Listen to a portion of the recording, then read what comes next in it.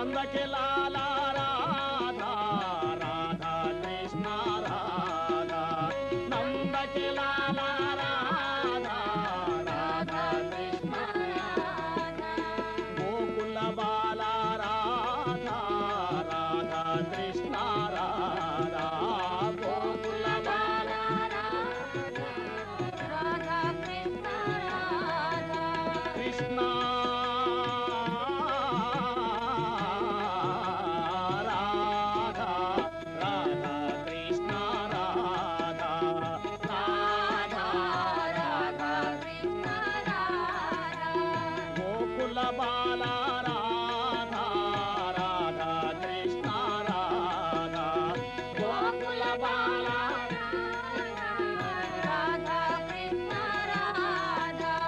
నందకి లాలా రాధా రాధా కృష్ణ రాధా నందకి లాలా రాధా రాధా కృష్ణ రాధా విపిన విహారీ రాధా రాధా కృష్ణ రాధా విపిన విహారీ రాధా రాధా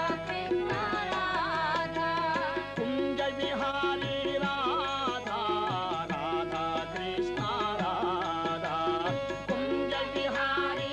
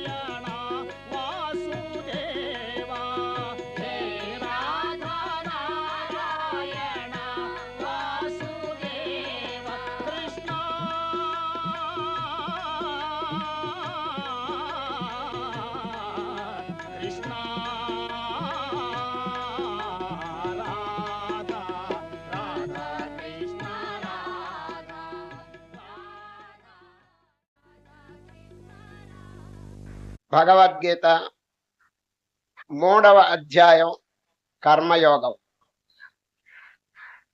భగవద్గీత ఒక మహత్తరమైనటువంటి కల్పవృక్షం అండి. ఈ మహావృక్షాన్ని నాటింది శ్రీకృష్ణ పరమాత్మ. దానికి నీళ్లు పోసి పెంచింది వేదవ్యాస మహర్షి. అనేక సద్గుణములనేటువంటి చిగుళ్ళు పుష్పాలు దానికి ఉన్నవండి. మోక్షం అనేటువంటి ఫలం దాంట్లో ఆవిర్భవిస్తున్నది. దానిని అనుభవించినటువంటి వారు జీవన్ముక్తులై జన్మరాహిత్యాన్ని దుఃఖరాహిత్యాన్ని పొందుతున్నారండి. దీన్ని ఆ మోక్షం అనేటువంటి ఫలం అనుభవించినటువంటి వారికి. గీతా కల్పవృక్షం ఒకరి సొత్తు కాదండి, అందరి యొక్క సొత్తు. అది భగవంతుడు భక్తుల యొక్క ఉద్ధరణ కోసం కటాక్షించినటువంటి ఒక అమూల్యమైనటువంటి వస్తువు అండి. ఏది? భగవద్గీత. ఒక జాతి, ఒక మతము, ఒక కులము, ఒక వ్యక్తి, లింగ, వయో భేదం ఏమీ లేదండి ఈ గీతకు. ఎవరైనా చదువుకోవచ్చును, ఎవరైనా తరించవచ్చునది. సరే, భవరోగంతో బాధపడుతూ అనేక జన్మల నుంచి పుట్టటం చావటం అనే దౌర్భాగ్యం అనుభవిస్తున్నటువంటి జీవరాశులకి దీన్ని మించినటువంటి మహత్తరమైన ఔషధం, భవరోగ దివ్య ఔషధం ఇంకొకటి లేదండి. దీన్ని సేవించిన వారికి ప్రత్యక్షంగా అనుభవానికి వస్తున్నదండి. ఏది? ఆ ఫలితం. డైరెక్ట్ గా మొట్టమొదట్లో అనుభవించింది అర్జునుడండి. ఏది?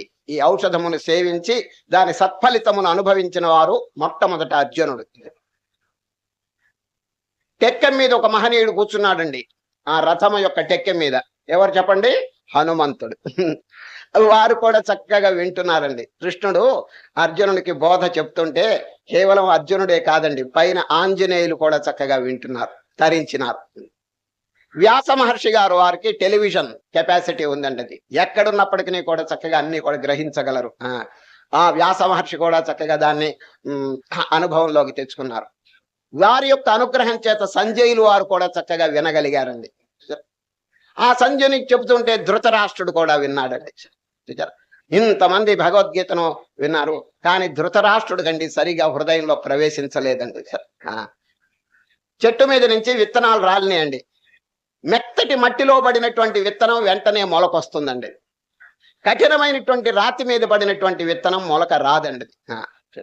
ఆ ధృతరాష్ట్రుని యొక్క హృదయం కఠినంగా ఉన్నందువల్ల ఆ భగవద్గీత అనేటువంటి విత్తనం వారిలో పడినప్పటికీ పెద్ద మార్పు రాలేదండి వారిలో. చూచారు ఏమండి, మీకెట్లా తెలుసుంటే ఆ భీముడు గారు వస్తే వారిని నాశనం చేయాలని చెప్పి ప్రయత్నం చేసిన విషయం మీకందరికీ తెలుసు కదండి. అది కనుక ఎవరి యొక్క హృదయం పవిత్రంగా నిర్మలంగా శుద్ధంగా ఉంటుందో వారి హృదయంలో ఈ బీజం గనక పడితే అద్భుతమైనటువంటి ఫలితాలు లభిస్తాయండి. ఎంతమంది తరించిపోయినారు చూడండి. వెంటనే అర్జునుడు, ఆంజనేయులు, సంజయుడు, వ్యాసులు వారు, ఇటువంటి వీరందరూ కూడా భగవద్గీత శ్రవణం చేసి ఎంతో ఆనందం పొందినారు.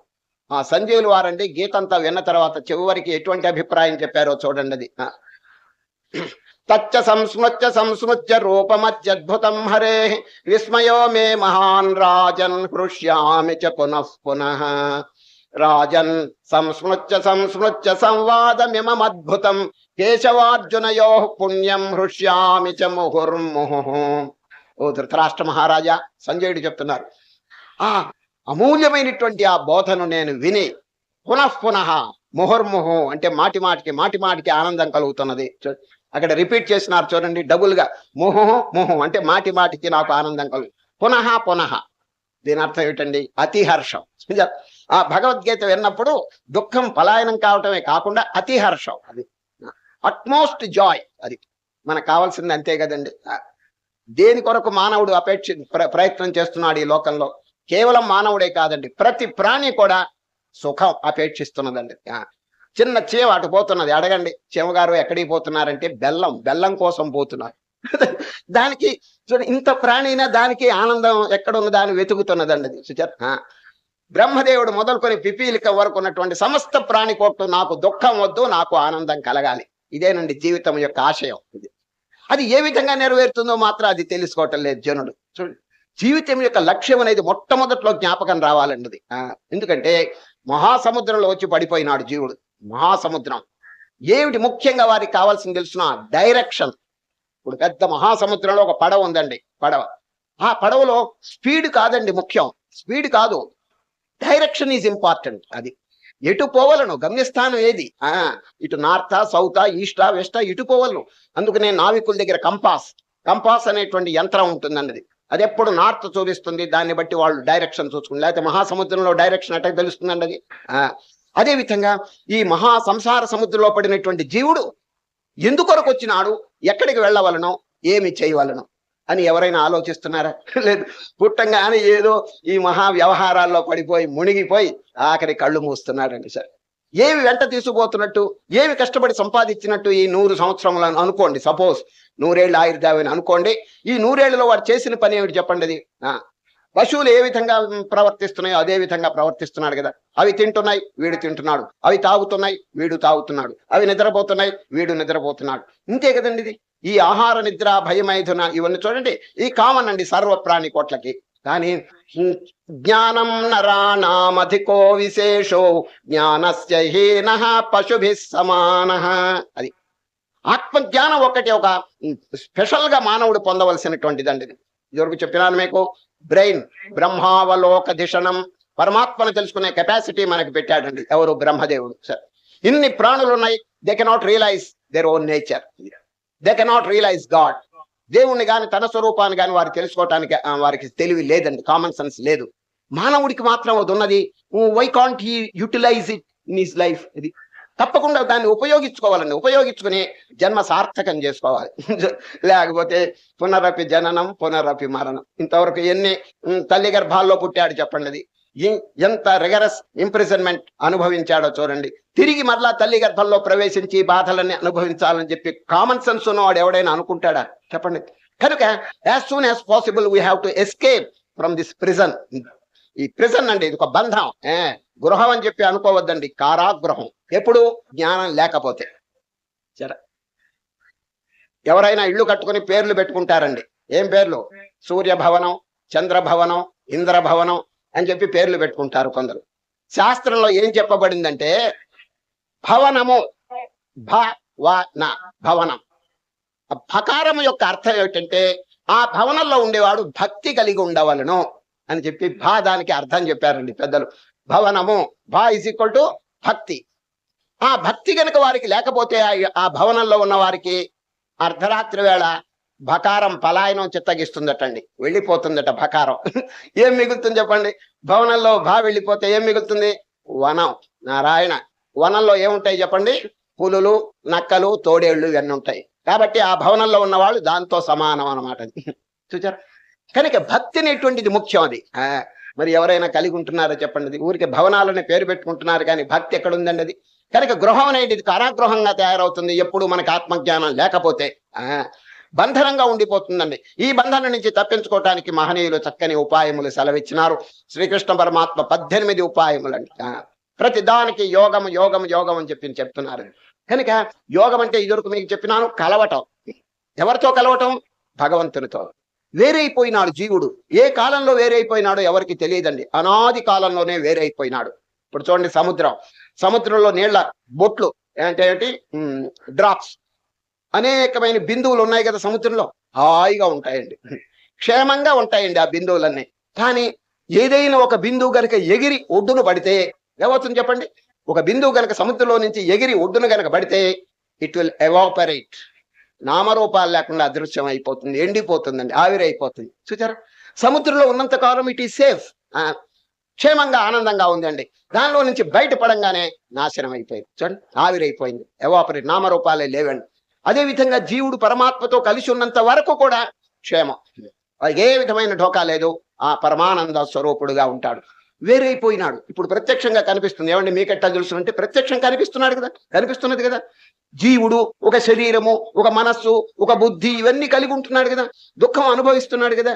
ఇది ప్రత్యక్షంగా కనిపిస్తున్నప్పుడు దీన్ని తొలగించుకోవటానికి మానవుడు ప్రయత్నం చేయాలి. దేన్నే? ఈ బంధనాన్ని. చూచారా? ఈ బంధనం ఎప్పుడు ప్రారంభించిందనేటువంటి విషయం వదిలేయమని చెప్పి నేను మీకు చెప్పినాను ఇదివరకు. దానికి అంతు లేదండి. దానికి పెద్దలు అనాది అని చెప్పి కొట్టేశారు అది. ఒకవేళ మనం ఊరికే ఎప్పుడు ప్రారంభించింది ఈ దుఃఖం అని చెప్పి మొదలు పెడితే ఆన్సర్ రాదండి. అది అనవస్థా దోషం వస్తుంది కనుక వదిలేశారు దాన్ని. హౌ టు రిమూవ్ ఇట్, అది ఏ విధంగా దీన్ని తొలగించాలి, ఈ దుఃఖం అనేది ప్రత్యక్షంగా కనిపిస్తున్నది అని చెప్పి పెద్దలు ప్రయత్నం చేసినారు. చూచారా? రోగానికి చికిత్స చేయటం మంచిదే కానీ అసలు రోగం ఎందుకొరకు వచ్చింది అది బాగా ఆలోచించాలి. అది మనకు ఏమిటి రోగం చెప్పండి? ఈ మానవుడికి తన స్వరూపం మరిచిపోవటమే రోగం. చూచారా? నిన్న జనం శ్రీకృష్ణ పరమాత్మ సాంఖ్య యోగంలో ఏం చెప్పినారు? అర్జున, మీరు దుఃఖిస్తున్నారు ఎవరి కోసం? ఇగో వీళ్ళందరూ కదా, మీ బంధువులు వీళ్ళంతా పోతారు కదా, వారు గాని మీరు గాని ఎవరు? శరీరములు కాదు, లోపల ఉన్నటువంటి శాశ్వతమైనటువంటి ఆత్మస్వరూపమే మీరు అని నేను అర్జునం ఘంటాపదంగా శ్రీకృష్ణ పరమాత్మ చెప్పినారు కదండి. అచ్చేద్యోయం అదాఖ్యోయం అక్లేద్యోషోష్యేవచ నిత్య సర్వగత స్థాణురచలోయం సనాతన. సనాతన వస్తువు, సనాతనం అంటే ఎవర్ లాస్టింగ్. అది మానవుడు అది విషయం తెలుసుకోలేక ఈ చిన్న స్వరూపం మహా ఉంటే ఎన్నాళ్ళు ఉంటుందండి ఇది శరీరం చెప్పండి? కొండ ఏనాడు తయారైందో అది ముందుగానే అనుకుంటుందండి, నేను త్వరలోనే మట్టిలో కలవాలని చెప్పి అనుకుంటుందండి. ఎప్పుడో పగిలిపోతుంది, మళ్ళా మట్టిలో కలిసిపోతుంది. అదేవిధంగా ఈ జీవుడు ఏదో కొద్ది కాలం మాత్రం ఈ శరీరం ధరిస్తాడు, తర్వాత అంటే అదృష్టుడైపోతాడు, ఈ శరీరం ఇక్కడ పడిపోతుంది అన్నది. ఈ టెంపరరీ లైఫ్ అండి, టెంపరరీ అని చెప్పి అనుకోవటం లేదండి మానవుడు. My body is ever lasting, my body is permanent, my relations are permanent, my wife is permanent, my children are permanent. ఈ విధంగా అనుకుంటున్నాడు. ఇదేనండి అజ్ఞానం. ఈ అజ్ఞానం పోగొట్టడం ఇప్పుడు శ్రీకృష్ణ పరమాత్మ నిన్నటిదనం చేసినటువంటి పని. చూచారా? జీవితంలో మొట్టమొదట మానవుడు పుట్టిన తర్వాత ఏం ఆలోచించాలంటే గమ్యం ఏమిటి, అది అన్నిటికంటే అది కనుక తెలుసుకుంటే అవర్ వర్క్ ఈస్ ఫినిష్డ్. అది మానవుడు తెలుసుకోవటం లేదండి, మహా వ్యవహారంలో పడిపోయి కొట్టుకుపోతున్నాడే గాని మాయా ప్రవాహంలో పడి what is the ideal of my life, అది what is the goal of my life, అది నా జీవితంలో లక్ష్యం ఏమిటి అని చెప్పి ఎవరు ఆలోచించట్లేదండి. ఏదో తింటున్నాడు, తాగుతున్నాడు, పోతున్నాడు, కళ్ళు మూస్తున్నాడు, మళ్ళా పుట్టడం, పునరపి జననం పునరపి మరణం. కనుక ముఖ్యంగా శ్రీకృష్ణ పరమాత్మ భగవద్గీతలో చెప్పింది నిన్నటి దినం మొట్టమొదట్లోనే ఎందుకు ఈ బోధ చెప్పాలి చెప్పండి. ఏదో ఇవాళ కర్మయోగం చెప్తున్నారు కదా, ఏదో కర్మ భక్తి ఇటువంటివి చెప్పచ్చు కదా నిన్న, చెప్పండి. లేదే, చెప్పలేదు. అద్భుతమైనటువంటి ఆత్మజ్ఞానం మొట్టమొదట్లోనే చెప్పేసినారు. కారణం ఏమిటంటే పొటెన్షియల్ మెడిసిన్ అది. ఈ భవరోగానికి చికిత్సకి చాలా ఔషధాలు ఉన్నాయి, కానీ ఈ ఆత్మజ్ఞానం అనేది అన్నిటికంటే సుపీరియర్ మెడిసిన్. అది చాలా అద్భుతమైన. ఎందుకంటే చీకట్లో కష్టపడేటువంటి బాధపడేటువంటి వాడికి ఏదండి ముఖ్యంగా కావాల్సింది? దీపం. దీపం అంటే అన్ని చక్కగా ఉంటాయండి. అదే విధంగా ఈ అంధకారం, ఈ అజ్ఞానం అనేటువంటి అంధకారంలో బాధపడుతున్నటువంటి జీవుడికి దీపం వెలిగించాలి. ఏమిటా దీపం? జ్ఞాన దీపం. ఆ జ్ఞాన దీపం నిన్నటి దినమే మొట్టమొదట్లోనే కృష్ణ పరమాత్మ వెలిగించేసినారు. అర్జున, నీ స్వరూపం నా స్వరూపం వాళ్ళ స్వరూపం ఒకటేనయ్యా.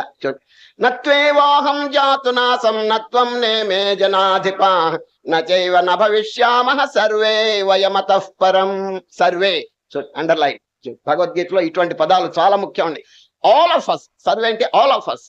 నీవు శాశ్వతం నేను శాశ్వతం అన్నట్టు ఇండివిజువల్ గా చెప్పలేదండి. We are all permanent. కనుక ప్రతి ప్రాణి కూడా శాశ్వతమైనటువంటి స్వరూపమే గాని చంచలమైనటువంటి ఒక చిన్న స్వరూపం కాదండి. అది బుడగ కాదు, సముద్రం. ప్రతివాడు సముద్రమే గాని బుడగ కాదు, అలా తరంగం కాదండి. అది ఈ జీవుడు ఒక తరంగం, కానీ భగవంతుడు ఎవరంటే సముద్రం.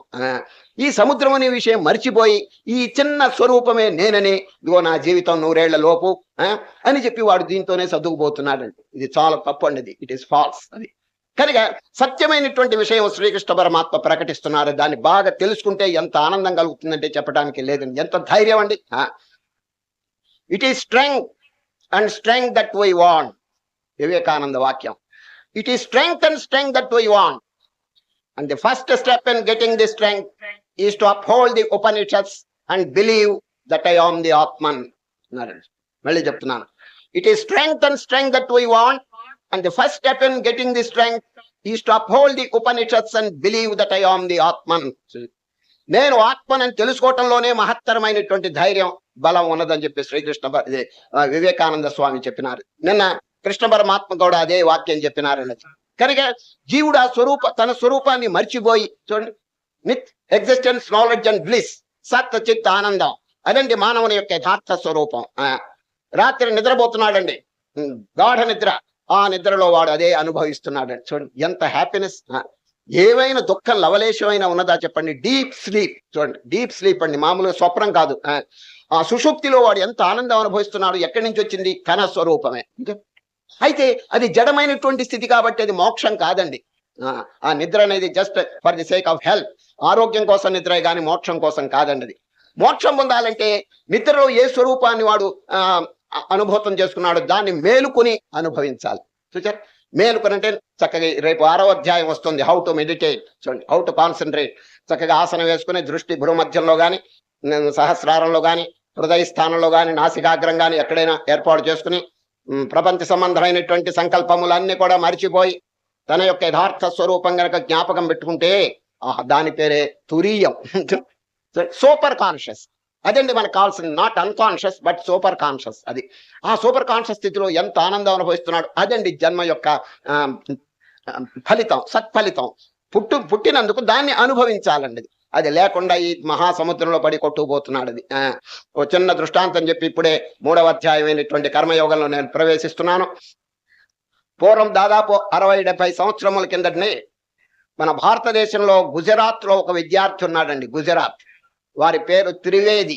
చూడండి, గుజరాత్ లో ఉండే వాళ్ళ పేర్లు ఇట్లాగే ఉంటాయండి. త్రివేది, ద్వివేది, చతుర్వేది అని ఉంటాయండి.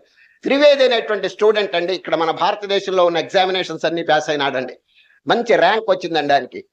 మార్కులు ఎక్కువగా వచ్చినాయి. అంచేత గవర్నమెంట్ వారిని సెలెక్ట్ చేసి లండన్ లో ఒక పరీక్ష ఉందండి, ICS, ఇండియన్ సివిల్ సర్వీస్ పూర్వకాలం. ఇప్పుడు ఢిల్లీలో ఉంది ఇండియన్ అడ్మినిస్ట్రేటివ్ సర్వీస్ అని, IAS అని పెట్టి. పూర్వకాలం ICS అంటే చాలా పెద్ద పరీక్ష అండి. దాంట్లోకి సెలక్షన్ వచ్చింది. ఈ విద్యార్థి వెళ్ళి పరీక్ష రాశాడండి. ఎక్కడ? ఆ లండన్ ఆ ప్రదేశంలో. రాసిన తర్వాత భారతదేశానికి తిరిగి రాబోతున్నాడు. వస్తుంటే ఎవరో ఒకరు సలహా ఇచ్చినారు, ఏమండి మీ భారతదేశానికి మహత్తరమైనటువంటి సేవ చేసిన మహర్షి గారు ఈ ప్రాంతంలో ఉన్నారు, మ్యాక్స్ ముల్లర్. ఆ మ్యాక్స్ ముల్లర్ గారు వేదములను ఇంగ్లీష్ లోకి ట్రాన్స్లేట్ చేశారండి. మహాసేవ చేశారండి, గొప్ప సేవ మన భారతదేశానికి. లేకపోతే ఈ ఉపనిషత్తులు, ఈ వేదాలు ఇవన్నీ తక్కిన ఫారిన్ కంట్రీస్కి ఎట్టా తెలుస్తాయండి? వారు ఇంగ్లీష్ లోకి ట్రాన్స్లేట్ చేశారు. అటువంటి మహనీయుడు ఈ ప్రాంతంలో ఉన్నారు, దర్శనం చేసుకోవయ్యా. ఎడతెరిగి ఇండియాకి వెళ్ళిపోతున్నావు, 4000 మైళ్ళ దూరం నుంచి మళ్ళీ రాగలవా నీవు? అటువంటి వారిని దర్శనం చేసుకోమని చెబితే ఈ త్రివేది అనే స్టూడెంట్ అండి పరీక్ష చక్కగా రాసినాడు. వారి దర్శనార్థం వెళ్ళాడండి. ఎవరి దర్శనార్థం? Max Muller. ఎప్పుడు ఈయన వెళ్ళాడో వారి ఇంటికి, ఆయన వేదములు అనువాదం చేస్తూ ఉన్నాడండి. ఎవరు? Max Muller. ఒక వేదంలో ఒక సంస్కృత సెంటెన్స్ వచ్చిందండి, అది మహా గంభీరంగా ఉందండి, నిగూఢమైనటువంటి భావం కలిగి ఉన్నది. దానికి ఇంగ్లీష్ ట్రాన్స్లేషన్ కుదరలేదండి. ఎవరికి? మ్యాక్స్ ముల్లర్కి. అవస్థ పడుతున్నాడు, దీనికి ఇంగ్లీష్ ఏమిటి, సరి అయినటువంటిది ఇంగ్లీషు, ఈ సంస్కృతం మహా నిగూఢంగా ఉంది. సంస్కృత భాష బాగా తెలిసినటువంటి భారతదేశంలో ఉన్న పండితులను కనుక అడిగితే చక్కగా దీనికి సమాధానం చెప్తారు. మరి 4000 మైళ్ళలో ఇండియా ఉంది కదా, అక్కడి నుంచి ఎవరు వస్తారు వేద పండితులు? ఎట్లా దీనికి అనువాదం చేసేది? కలం ఆగిపోయిందండి. సరిగా టైంలో ఈ త్రివేది అనే స్టూడెంట్ దర్శనార్థమై ఇంటర్వ్యూ కార్డు పంపించాడండి. Trivedi has come from India for interview అన్నాడండి. అది చూడంగానే మ్యాక్స్ ముల్లర్, త్రివేది, భారతదేశ 3 వేదములు చదివినవాడు ఇండియా నుంచి వచ్చాడు రా వాడు అని ఆనందంలో పొంగిపోయి లెట్ హిమ్ కమ్ ఇమ్మీడియట్లీ, వెంటనే వారు రమ్మని చెప్పి కబురు చేశారు. వారు రాగానే ఉన్నతమైన ఆసనం కూర్చోండి, ఎందుకంటే ఆయన 3 వేదాలు చదివాడు కదా. మరి త్రివేది ఉన్నత ఆసనం మీద కూర్చోబెట్టాడు. ఇక చూడండి, సంభాషణ మొదలు పెట్టింది. ఎవరు మీరు అని అడిగాడు మ్యాక్స్ ముల్లర్. నేను భారతదేశంలో ఒక స్టూడెంట్ అన్నారు. ఎందుకు వచ్చారు ఇక్కడికి అన్నారు. ICS పరీక్ష అయింది. తర్వాత what will you do next అన్నాడండి. ఎవరు? Max Muller. సరే, పరీక్ష అయిన తర్వాత ఏం చేయబోతారు? ఇది పెద్ద పరీక్ష అండి, గవర్నమెంట్ వారు మాకు చక్కని ఉద్యోగం ఇస్తారు, చక్కగా ఉద్యోగం చేసుకుంటూ హాయిగా ఉంటాను అన్నాడు. నెక్స్ట్ అన్నాడు. What will you do next అన్నాడు. నెక్స్ట్ ఏమిటి? ఇంకా నాకు యుక్త వయసు వచ్చింది, ఇంతవరకు నాకు పెళ్లి కాలేదు, ఐ షాల్ మ్యారీ అన్నాడండి. నేను పెళ్లి చేసుకుంటాను. What will you do next అన్నాడు. ఈ వదలలేదండి. ఇంకా పెళ్లి అయిన తర్వాత ఇంకా నెక్స్ట్ ఏమిటండి? బెటాలియన్ 1, 2, 3 అన్నాడండి. సైన్యం బయలుదేరతారు ఇంట్లో అన్నాడండి. అంటే ఏమిటి? సంతానం. ఓహో, సంతానమా, మంచిది. తర్వాత what will you do next అన్నాడండి. తర్వాత ఏం పిల్లలు వస్తారు, కలుగుతారు. తర్వాత ఏం చేయబోతావు అని అడిగారు. ఇక్కడ రావటం పొరపాటు అయింది. నెక్స్ట్ నాడు ఏమిటి? హాయిగా గవర్నమెంట్ ఉద్యోగం చేసుకుంటూ ఉంటాను, నా సంసారాన్ని ఈదుకుంటూ హాయిగా ఉంటాను అన్నాడు. నెక్స్ట్ అన్నాడు. మళ్ళీ ఆఖరికి విసుగు పుట్టి ఐ షాల్ రిటైర్ అన్నాడు. నేను రిటైర్ అయిపోతానని. What will you do after retirement అన్నాడు. రిటైర్ అయిన తర్వాత ఏం చేస్తావు? పెద్ద పొరపాటు అయింది రావటం, ఈయన అంతు వదలటం లేదే. ఆఖరికి ఆలోచించి ఐ షాల్ డై, నేను చస్తాను అన్నాడండి. What will you do after death అన్నాడండి. చచ్చిన తర్వాత ఏం చేయబోతావు చెప్పవయ్యా అన్నాడు. స్వామి, బతికుండగా చేసేది అర్థం కావట్లేదు నాకు, చచ్చిన తర్వాత విషయం నాకేం తెలుసు అన్నాడు. అప్పుడు చివాట్లు పెట్టాడండి మ్యాక్స్ ముల్లర్. 3 వేదాలు చదివినవాడని నేను అనుకుంటే బతికున్నప్పుడు చేయాల్సింది పశువులకు కూడా తెలుసయ్యా. నువ్వు చేసేది ఏమిటి పెద్దది? సంపాదించుకుని తింటం కాదు. ఎందుకొరకు వచ్చావో, భవిష్యత్తులో నీ శరీరం పడిపోయిన తర్వాత ఏమవుతుందో నీ గతి, అది ఇప్పుడే ఆలోచించుకోవయ్యా.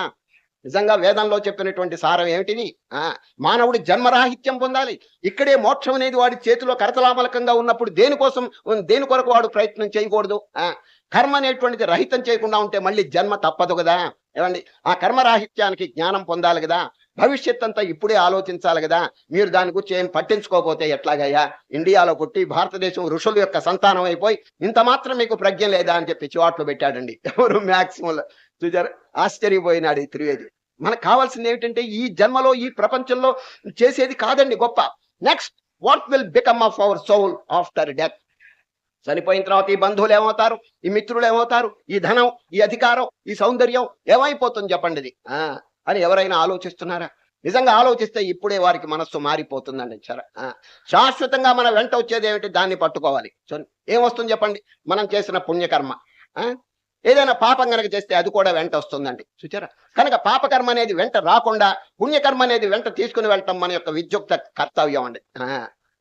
ఆ విధంగా ఎవరైనా చేస్తున్నారా? చూడండి, చనిపోయేటప్పుడు వాడు చేసినటువంటి దౌర్భాగ్య కర్మ కనుక వాడి వెంట వస్తే హీనమైనటువంటి జన్మల్లో లేక నరకం, శిక్షలు ఇవన్నీ తప్పవండి. సరే, కనుక శ్రీకృష్ణ పరమాత్మ కర్మయోగం అనే పేరుతో ఈ కర్మను శుద్ధం చేయటానికి, మానవుడికి సరి అయినటువంటి ఒక మార్గం చూపించడానికి ఒక పద్ధతి వెల్లడి చేస్తున్నారు. సరే, కర్మయోగం కలవండి.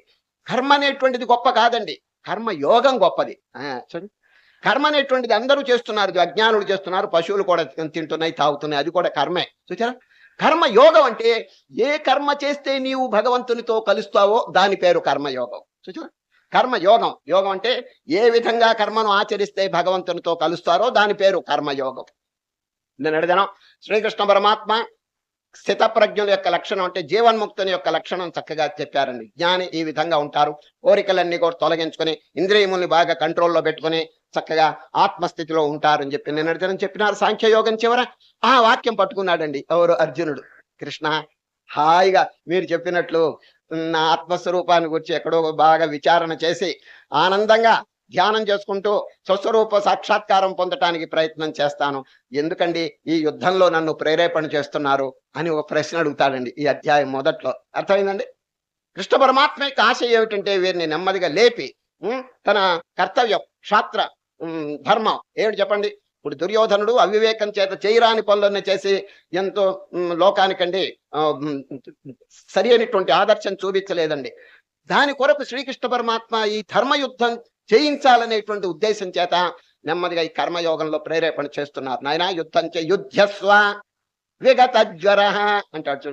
యుద్ధస్వ విగత జ్వర మయి సర్వాణి కర్మాణి సన్యస్యాధ్యాత్మచేతస నిరాశే నిర్మమో భూత్వా యుద్ధస్వ విగత జ్వర. ఈ రోజు చెప్పే శ్లోకం అన్నది సార్. నాయన నిష్కామ బుద్ధితో స్వస్వరూపం జ్ఞానం తెలుసుకొని నిన్నటి దినం జ్ఞానం చెప్పినారు, ఆ జ్ఞానం ముందు తెలుసుకోవాలండి సార్. కర్మ అనేటువంటిది ఆచరించడానికి ముందుగా జ్ఞానం తెలుసుకుంటే వండర్ఫుల్ గా ఉంటుందండి కర్మ. జ్ఞానస్వరూపం కనుక తెలియకపోతే కర్మ అవకతవకలుగా ఉంటుందండి. ఎందుకని మీరు అడగచ్చు. జ్ఞానం అంటే ఏమిటండి? బ్రహ్మాండం అంతా ఒకే చైతన్యం వ్యాపించున్నది. ఆ రహస్యం కనుక వీడి సరిగా అనుభవానికి వస్తే కర్మ ఎంత శుద్ధంగా ఉంటుంది. ఏ ప్రాణిని హింసింపడు, అపకారం చేయడు, ప్రేమ, కరుణ, దయ, పరోపకారం తాండవిస్తుందండి. ఎప్పుడు సర్వం కలుతం బ్రహ్మ అనేటువంటి సత్యం వారికి జీర్ణం అయితే. కనుక జ్ఞానం అనేది ముఖ్యం. కనుకనే శ్రీకృష్ణ పరమాత్మ కురు కర్మాణి, కర్మలు చేయి. ఎప్పుడు? యోగస్థ. నేను అడిగిన చక్కని ఒక పదం చెప్పారండి, యోగస్థ కురు కర్మానే. కర్మలు చేయటం పెద్ద గొప్ప కాదండి, తెలుసుకుని కర్మ చేయాలి. ఇప్పుడు మరమేకు ఉంటుందండి. మరమేకు ఒకవైపు తిప్పితే కిందకి దిగుతుంది. చూడండి, మరమేకు ఒకవైపు తిప్పితే కిందకి దిగుతుంది, దాన్ని రివర్స్ కనుక తిప్పితే పైకి లేస్తుందండి. చూచారా? ఆ తిప్పటంలో ఉన్నది అనమాట చాకచక్యం. చూచారా? ఏ వైపు తిప్పాలది అది జ్ఞానం, తిప్పటం అనేది కర్మ. చిన్న దృష్టాంతం చెప్తే మీకు అర్థమవుతుంది. ఒక పెద్ద పట్టణం ఉందండి. ఆ పట్టణంలో టెక్స్టైల్ ఫ్యాక్టరీ ఒకటి ఉందండి. అంటే గుడ్డల మిల్లు, గుడ్డలు తయారు చేస్తుందండి ఒక పెద్ద ఫ్యాక్టరీ. అక్కడ చాలా మంది లేబర్, ఒక 1000 మంది కార్మికులు పనిచేస్తున్నారండి. దాని ప్రొపరైటర్ అండి సేట్, కోటీశ్వరుడు ప్రొపరైటరు. ఆ ఫ్యాక్టరీ ప్రతిరోజు చక్కగా జరుగుతున్నది. ఒకనాడు బాగా ఫ్యాక్టరీ నడుస్తున్నటువంటి టైంలో అకస్మాత్తుగా ఆగిపోయిందండి. ఆగిపోయింది. ఈ లేబరర్స్ అందరూ తిరిగి చూస్తున్నారు ఫ్యాక్టరీలో ఎందుకు ఆగింది. ఎవరు కనిపెట్టలేకపోయినారండి ఎందుకు ఆగిందో. ఈ కార్మికులంతా తిరిగి తిరిగి చూచారు, ఎందుకు ఎవరు చెప్పలేకపోయారు. అప్పుడు ప్రొపరైటర్ గారండి, ఒక్క గంట గనక ఫ్యాక్టరీ ఆగిపోతే కొన్ని లక్షలు నష్టం అండి వారికి. అందుచేత ఊళ్ళో ఒక ఇంజనీర్ ఉన్నాడండి. ఆ ఇంజనీర్ దగ్గర పరిగెత్తాడు. ఎవరు? ప్రొపరైటర్. దండం పెట్టి, మహానుభావ, మా ఫ్యాక్టరీ ఒక గంట గనక ఆగిందంటే కొన్ని లక్షలు నాశనం అవుతాయి, కాబట్టి మీరు వచ్చి ఆ ఫ్యాక్టరీని కొంచెం నడపండి అన్నారు. వారు ఏమన్నారు తెలుసిన? నేను వస్తాను, ట్రై చేస్తాను, నడపడానికి ప్రయత్నం చేస్తాను. ఒకవేళ నడపకపోయినా నేను వచ్చినందుకు విజిటింగ్ ఫీజు ఒక 1000 రూపాయలు ఇవ్వాలన్నాడు. విజిటింగ్ ఫీజు, ఊరికే వచ్చినందుకైనా నేను 1000 రూపాయలు ఛార్జ్ చేస్తానన్నాడు. 1000 కాదండి, ఇంకా ఎక్కువైనా ఇస్తాను, దయచేయండి తమరు అని తీసుకొచ్చాడండి. ఎవరిని? ఇంజనీర్. ఆ ఇంజనీర్ గారు ఫ్యాక్టరీ అంతా తిరిగి ఒక సుత్తి ఇమ్మని అడిగాడండి. ఆ సుత్తి తీసుకున్నాడు. ఒక నట్టు పైకి పోయిందండి ఒక చోట, నట్టు. ఆ నట్టు మీద ఒక దెబ్బ కొట్టాడు సుత్తితో. వెంటనే ఫ్యాక్టరీ అంతా నడవటం మొదలు పెట్టిందండి. అందరూ ఆనందపడ్డారు. చూడండి, మరి ఈ సేట్ గారు వారికి అర్పణ చేయొద్దు, 1000 రూపాయలు ఇవ్వాలి కదా దక్షిణ. ఓ పళ్ళెల్లో 1000 రూపాయలు వేసుకున్నారు, కర్పూరం వెలిగించినారు. మంగళం గురుదేవాయ అని ఆయన సమర్పించాడండి. ఎవరికి? ఇంజనీర్ గారు. ఈ దృశ్యం అంతా కార్మికులు చూస్తున్నారు. సుత్తితో ఒక్కసారి కొట్టినందుకు 1000 రూపాయలు ఈయనకి ఇచ్చినాడే అని చెప్పి కార్మికులంతా స్ట్రైక్ చేశారండి. మేము ఇంకా పని చెయ్యం, ప్రొపరైటర్ గారు పని చెయ్యం. ఒక్క సుత్తి దెబ్బకి 1000 రూపాయలు ఇస్తే మేము ఎన్నిసార్లు కొడుతున్నామో జ్ఞాపకం పెట్టుకోండి. రోజుకి 20 సార్లు 30 సార్లు సుత్తితో కొడుతున్నాం, ఆ దామాషా ప్రకారం మాకు వేతనం చెల్లించండి అంటారు. ఆ ప్రొపరేటర్ గారు ఎంత చక్కని జవాబు, నాయనలారా, ఓ కార్మికులారా, కొట్టినందుకు కాదు 1000 రూపాయలు ఇచ్చింది, ఎక్కడ కొట్టవలనో తెలివికి ఇచ్చినానన్నాడు. చూచారా, కర్మకు కాదు నేను ఇచ్చింది, జ్ఞానానికి ఇచ్చినాను డబ్బు. మీరంతా చూచినారు కదా, మీరెందుకు ఫ్యాక్టరీ నడపలేకపోయినారు? సుత్తితో కొట్టడం పెద్ద గొప్ప కాదు, ఎక్కడ కొట్టవలనో తెలివి. ఇదేనండి జ్ఞానానికి కర్మకి డిఫరెన్స్. చూడండి, కర్మ అనేది అందరూ చేస్తున్నారండి, కానీ ఏ విధంగా చేయాలి? ఇప్పుడు భోజనం అనేది అందరూ చేస్తున్నారు. ఎట్లా చేస్తున్నారు? ఆ ఇచ్చిన వాడినే మర్చిపోతున్నారండి. భోజనం ఎవరిచ్చారో వారిని ఫుల్గా మర్చిపోతున్నారండి. కృష్ణ పరమాత్మ ఏం చెప్పినారు? నాయనా, వడ్డన అంతా పూర్తయిన తర్వాత బ్రహ్మార్పణం బ్రహ్మ హవిర్ బ్రహ్మాగ్నౌ బ్రహ్మణాహుతం బ్రహ్మైవ తేన గంతవ్యం బ్రహ్మ కర్మ సమాధిన. 4వ అధ్యాయం 24వ శ్లోకం. ఇది తీర్థం తీసుకుని ఈ శ్లోకం చెప్పి ప్రోక్షించి నైవేద్యం. చూచారు, ఎవరు మనకి ఇచ్చినారు చెప్పండి? భగవంతుడు కదా. ఏమండి మీకెట్లా తెలుసునంటే, రేపు 15వ అధ్యాయంలో చెప్తారు కృష్ణ పరమాత్మ, ఓ అర్జున, నేను భూమిలో ప్రవేశించి సస్యములను వృద్ధి చేస్తాను, మీరు భోజనం చేసినటువంటి ఆహారమును నేను జీర్ణం చేస్తాను. అహం వైశ్వానరో భూత్వా ప్రాణినాం దేహమాశ్రిత ప్రాణాపాన సమాయుక్త పచామ్యన్నం చతుర్విధం. కనుక భగవంతుడు మనకి ఇచ్చినాడు, లేకపోతే మనం ఎట్లా తయారు చేసుకోగలం భోజనాన్ని చెప్పండి? లేకపోతే ఆ భూమిలో మనకేమైనా తెలుసునా? ఆ శక్తి ఎవరికొన్నది మనకి లేదు. భగవానుడు మన ఉత్పత్తి చేసినాడు కాబట్టి ఎవరు ఇచ్చినారో వారికి అర్పణ. దీని పేరే నైవేద్యం అంటారు. చూడండి, ఓం ప్రాణాయ స్వాహ, ఓం అపానాయ స్వాహ, ఓం ఈ విధంగా భగవంతునికి అర్పణ చేస్తే అది ఏమవుతుందంటే యజ్ఞశేషం. చూడండి, మహాపవిత్రం అయిపోతుంది. అది కనుక భుజిస్తే రక్తం అంతా శుద్ధం అవుతుందని. సరే, ఈ విధంగా భోజనం చేసేటప్పుడు చేయవలసిన కర్తవ్యం అందరికీ తెలుసున, శుభ్రంగా అన్నం పెట్టుకుని లేపటం తెలుసు, కానీ ఏమండి అది ఏ విధంగా చేయాలో తెలియదు. జ్ఞానైన వాడు, భక్తుడైన వాడు ఈ పద్ధతి తెలుసుకుని ముందు భగవానునికి అర్పణ చేస్తారట. ఇంకొక ఆయన ప్రశ్న అడిగాండి, what is the difference between God and man అన్నాడు. What's the difference between God and man? అవతల వాడు చెప్తున్నాడు, God gives and forgives whereas man gets and forgets అన్నాడండి. దేవుడు ఇస్తాడు, క్షమిస్తాడు, జీవుడు పొందుతాడు, ఇచ్చిన వాడిని మర్చిపోతాడు అన్నాడు. చూడండి ఎంత చక్కగా చెప్పాడు.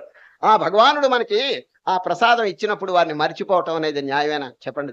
కనుకనే భోజనం పెట్టుకున్నప్పుడు అంతా వడ్డించిన తర్వాత ఒక్కసారి బ్రహ్మార్పణం అని చెప్పి నమస్కారం చేయండి. అప్పుడేమవుతుంది? భోజనం పునీతం అయిపోతుంది, మన రక్తం కూడా శుద్ధం అవటానికి అవకాశం ఉందండి. కనుక శ్రీకృష్ణ పరమాత్మ జ్ఞానానికి భక్తికి డిఫరెన్స్ చూపిస్తున్నారండి.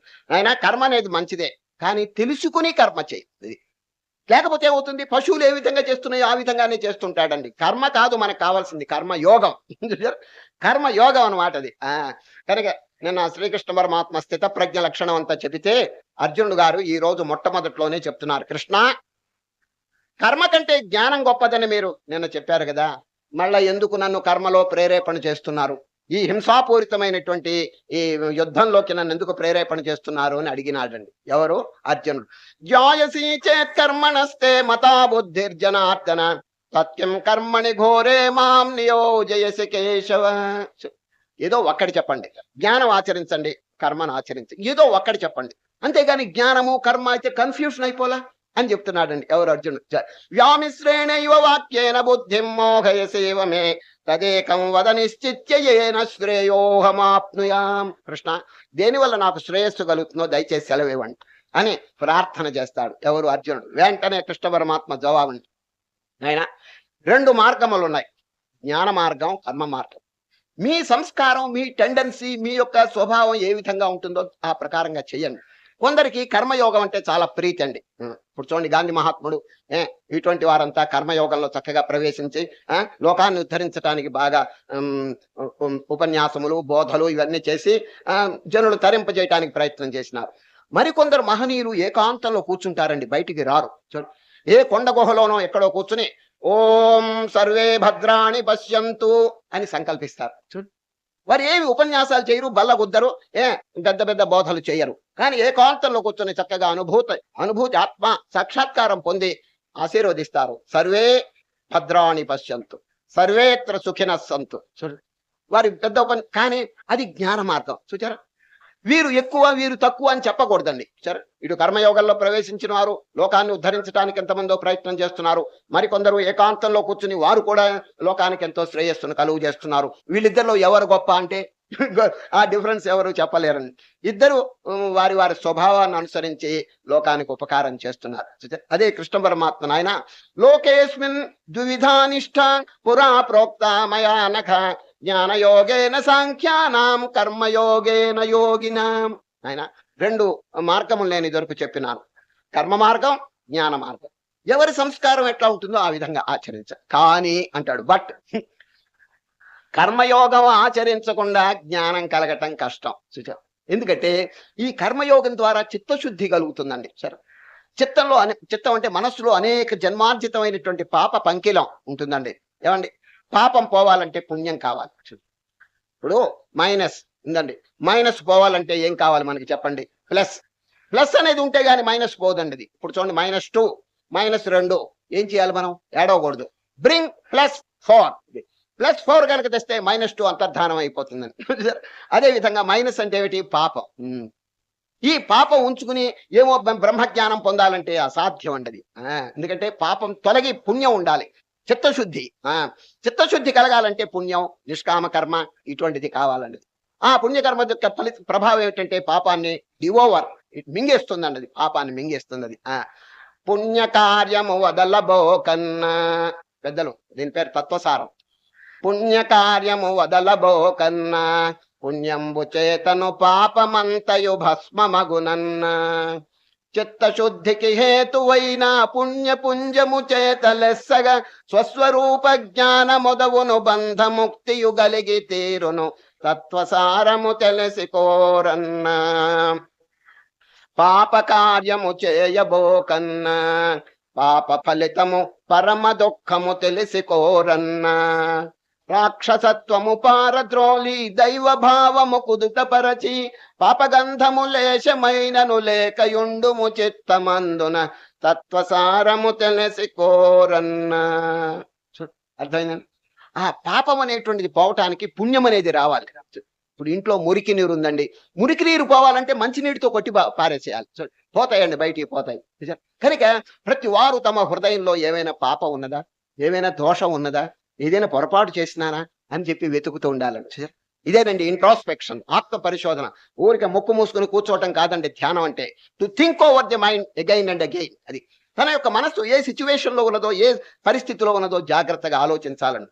దానిలో ఏదైనా గనక దోషములుంటే వెంటనే దాన్ని కడిగి వేయటానికి ప్రయత్నం చేయాలి. అంతేగాని మీనమేషాలు లెక్కబెడుతూ ఇప్పుడు కాదు అని చెప్పి దోషాలు గనక పెంచుకుంటూ ఉంటే ఆఖరికి మనస్సు అంతా ఖరాబ్ అయిపోతుంది అన్నది. ఎప్పుడు మనస్సు అపవిత్రం అయిపోయిందో, మురికి అద్దంలో ముఖం ఎట్లా కనిపించదో ఆత్మస్వరూపం అనుభూతి కాదండి, అనుభూతం కాదండి. అందుచేత శ్రీకృష్ణ పరమాత్మ నిన్నటి దినం జ్ఞానం చెప్పి ఈ రోజు వెంటనే కర్మను శుద్ధం చేసేటువంటి ప్రయత్నం చెప్తున్నారు. జ్ఞానం యొక్క సహాయం చేత అది బాగా జ్ఞాపకం ఉంచుకోండి. జ్ఞానం అంటే ఏంటి? బ్రహ్మాండమంతా ఒకే చైతన్యం వ్యాపించున్నది అనేటువంటి పరమసత్యమే జ్ఞానం. ఆ జ్ఞానం కనుక తెలిస్తే ఇంకొక ప్రాణి మీద ఎందుకు అపకారం కలుగుతుంది? మొట్టమొదటి ఉపనిషత్తు ఏమిటి చెప్పండి? ఈశావాస్యం. ఈశావాస్యోపనిషత్తులో చక్కని మంత్రం, యస్మిన్ సర్వాణి భూతాని ఆత్మైవాభూద్విజానతః తత్ర కో మోహ కశ్యోక ఏకత్వమనుపశ్యతః. ఎంత గంభీరంగా ఉందో! బ్రహ్మాండమంతా ఏకమనేటువంటి విషయం తెలిసినప్పుడు ఒక ప్రాణికి మీద అపకారం ఎందుకు కలుగుతుంది? అసూయ ఎందుకు కలుగుతుంది? ద్వేషం ఎందుకు కలుగుతుంది? నిలదీసి అడిగేశాడండి ఆ ఋషివర్యుడు. చూడండి, తత్ర చూడండి, యస్మిన్ సర్వాణి భూతాని ఆత్మైవాభూద్విజానతః తత్ర కో మోహ, అజ్ఞానం ఇంకెక్కడుంది? కశ్యోక, దుఃఖం ఎక్కడుంది? ఏకత్వమనుపశ్యతః. ఒకే, రేపు విశ్వరూపం చూడండి, బ్రహ్మాండమంతైన ఒకే చైతన్యం విశ్వరూపం. అనేక బాహూదర వక్త్రనేత్రం పశ్యామి త్వాం సర్వతోనంతరూపం నాంతం న మధ్యం న పునస్తవాదిం పశ్యామి విశ్వేశ్వర విశ్వరూప. ఈ విషయం తెలిస్తే కర్మ ఎంత శుద్ధంగా ఉంటుందన్నది. కనుకనే మహనీయులు కొంచెం జ్ఞానం తెలుసుకో. జ్ఞానం తెలుసుకొని కనుక కర్మ ఆచరిస్తే ఎంత ఆనందంగా ఉంటుందంటే ఎంతసేపటికి త్యాగం. Charitable spirit, sacrificial spirit. ఎందుకు? Not I but thou. ఇదండి మంత్రం. ఎంతసేపటికి ఉత్తముడైనటువంటి వాడు జ్ఞానం తెలుసుకుంటే నేనే అనుభవించాలనే స్వార్థం వాడికి ఉండదండి. కలకత్తాలోనండి ఒక తత్వజ్ఞాని ఉన్నాడండి, ఫిలాసఫర్. వారి పేరు మీలో చాలా మందికి తెలిసి ఉంటుంది. మహదేవ గోవింద రెనడే. రెనడే అనేటువంటి గొప్ప ఫిలాసఫర్ ఉన్నాడండి. ఆయన గారికి చాలా మంది శిష్యులు అక్కడక్కడ ఉన్నారండి. ఈయన సన్యాసి కాదండి, గృహస్థుడు. ఎవరు? రెనడే. ఆయనకి చాలా మంది శిష్యులు అక్కడక్కడ ఉన్నారు. ఇది మే నెల వచ్చిందండి. మే నెల వస్తే మామిడి, ఒక రైతు, ఒక శిష్యుడు అండి, ఈ శిష్యుడు రైతు అండి, ఆయనకి పెద్ద తోట ఉంది, ఆ మామిడి తోట. సరిగా మే నెల వచ్చినప్పుడు మంచి మంచి మామిడి పళ్ళు కాసినాయండి. ఎవరికి? రైతు గారికి. కలకత్తాలో ఉన్న గురువు గారికి పండ్లు పంపిస్తే ఎంత ఆనందంగా తింటారు, భుజిస్తారు అని ఒక బుట్టలో అన్ని ప్యాక్ చేసినాడండి. ఎవరో శిష్యుడు ప్యాక్ చేసి కలకత్తాలో రెనడేకి పంపించారండి. పంపిస్తే ఆర్ఆర్ వచ్చింది. రెనడే గారు తెప్పించారండి బుట్ట. ఎక్కడి నుంచి? స్టేషన్ నుంచి. ఇంటి దగ్గర తెప్పిస్తే ఇంట్లో ఉన్న కుటుంబ వాసులంతా పరిగెత్తుకొచ్చారు. ఎందుకంటే మామిడి పళ్ళ బుట్ట కదా, అందరికి ఇష్టమేది. ఆ బుట్ట విప్పుతున్నాడండి. విప్పి ఒక్క పండు తీసుకుని చెక్కు తీసి ఒక్క ముక్క నోట్లో వేసుకున్నాడండి. ఎవరు? రెనడే. తక్కిన పండు అంతా బుట్టలో వేసేసాడు. తినలేదండి, ఒక్క మొక్క తిన్నాడు. ఎవరు? రెనడే. ఈ దృశ్యం భార్య చూచిందండి పక్కన. ఏమండి, మామిడి పండు పుల్లగా ఉందా అని అడిగింది. కాదు కాదు, నా జీవితంలో తిన్న పండ్లు అన్నిటికంటే మధురంగా ఉంది అన్నాడు. మరి ఎందుకు ఒక్క మొక్కే తిన్నారు, తక్కినంత దాంట్లో పారేశారు? ఏమిటంటే అంత తీపిగా ఉన్నది కాబట్టే ఇతరులకి అది వినియోగింపబడుతుందని నేను ఇచ్చాను, నేను వదిలేశాను. నేను అనుభవిస్తే ఎట్లా ఆ తీపిని? ఆ తీపి అందరూ గనక అనుభవిస్తే ఎంత ఆనందం. వాళ్ళు సంతోషిస్తుంటే ఆ సంతోషం నాది, అందువల్ల నేను దాన్ని బుట్టలో వేసేశాను అన్నారు. చూడండి ఎంత త్యాగబుద్ధి. నిజంగా ఈ కాలపు వాళ్ళైతే ఆ తీపి దెబ్బకి బుట్ట బుట్ట ఫైసలు అయిపోయేదండి. ఎవడు వదలడండి, ఎవరు వదలడు. చూడండి ఈ త్యాగబుద్ధి ఎప్పుడు కలుగుతుంది చెప్పండి? అది ఆ జ్ఞానం కలిగిన. నాయన నేను ఒక్కడిని అనుభవిస్తే ఎట్లా, మీరు కూడా అనుభవించండి అని చెప్పి.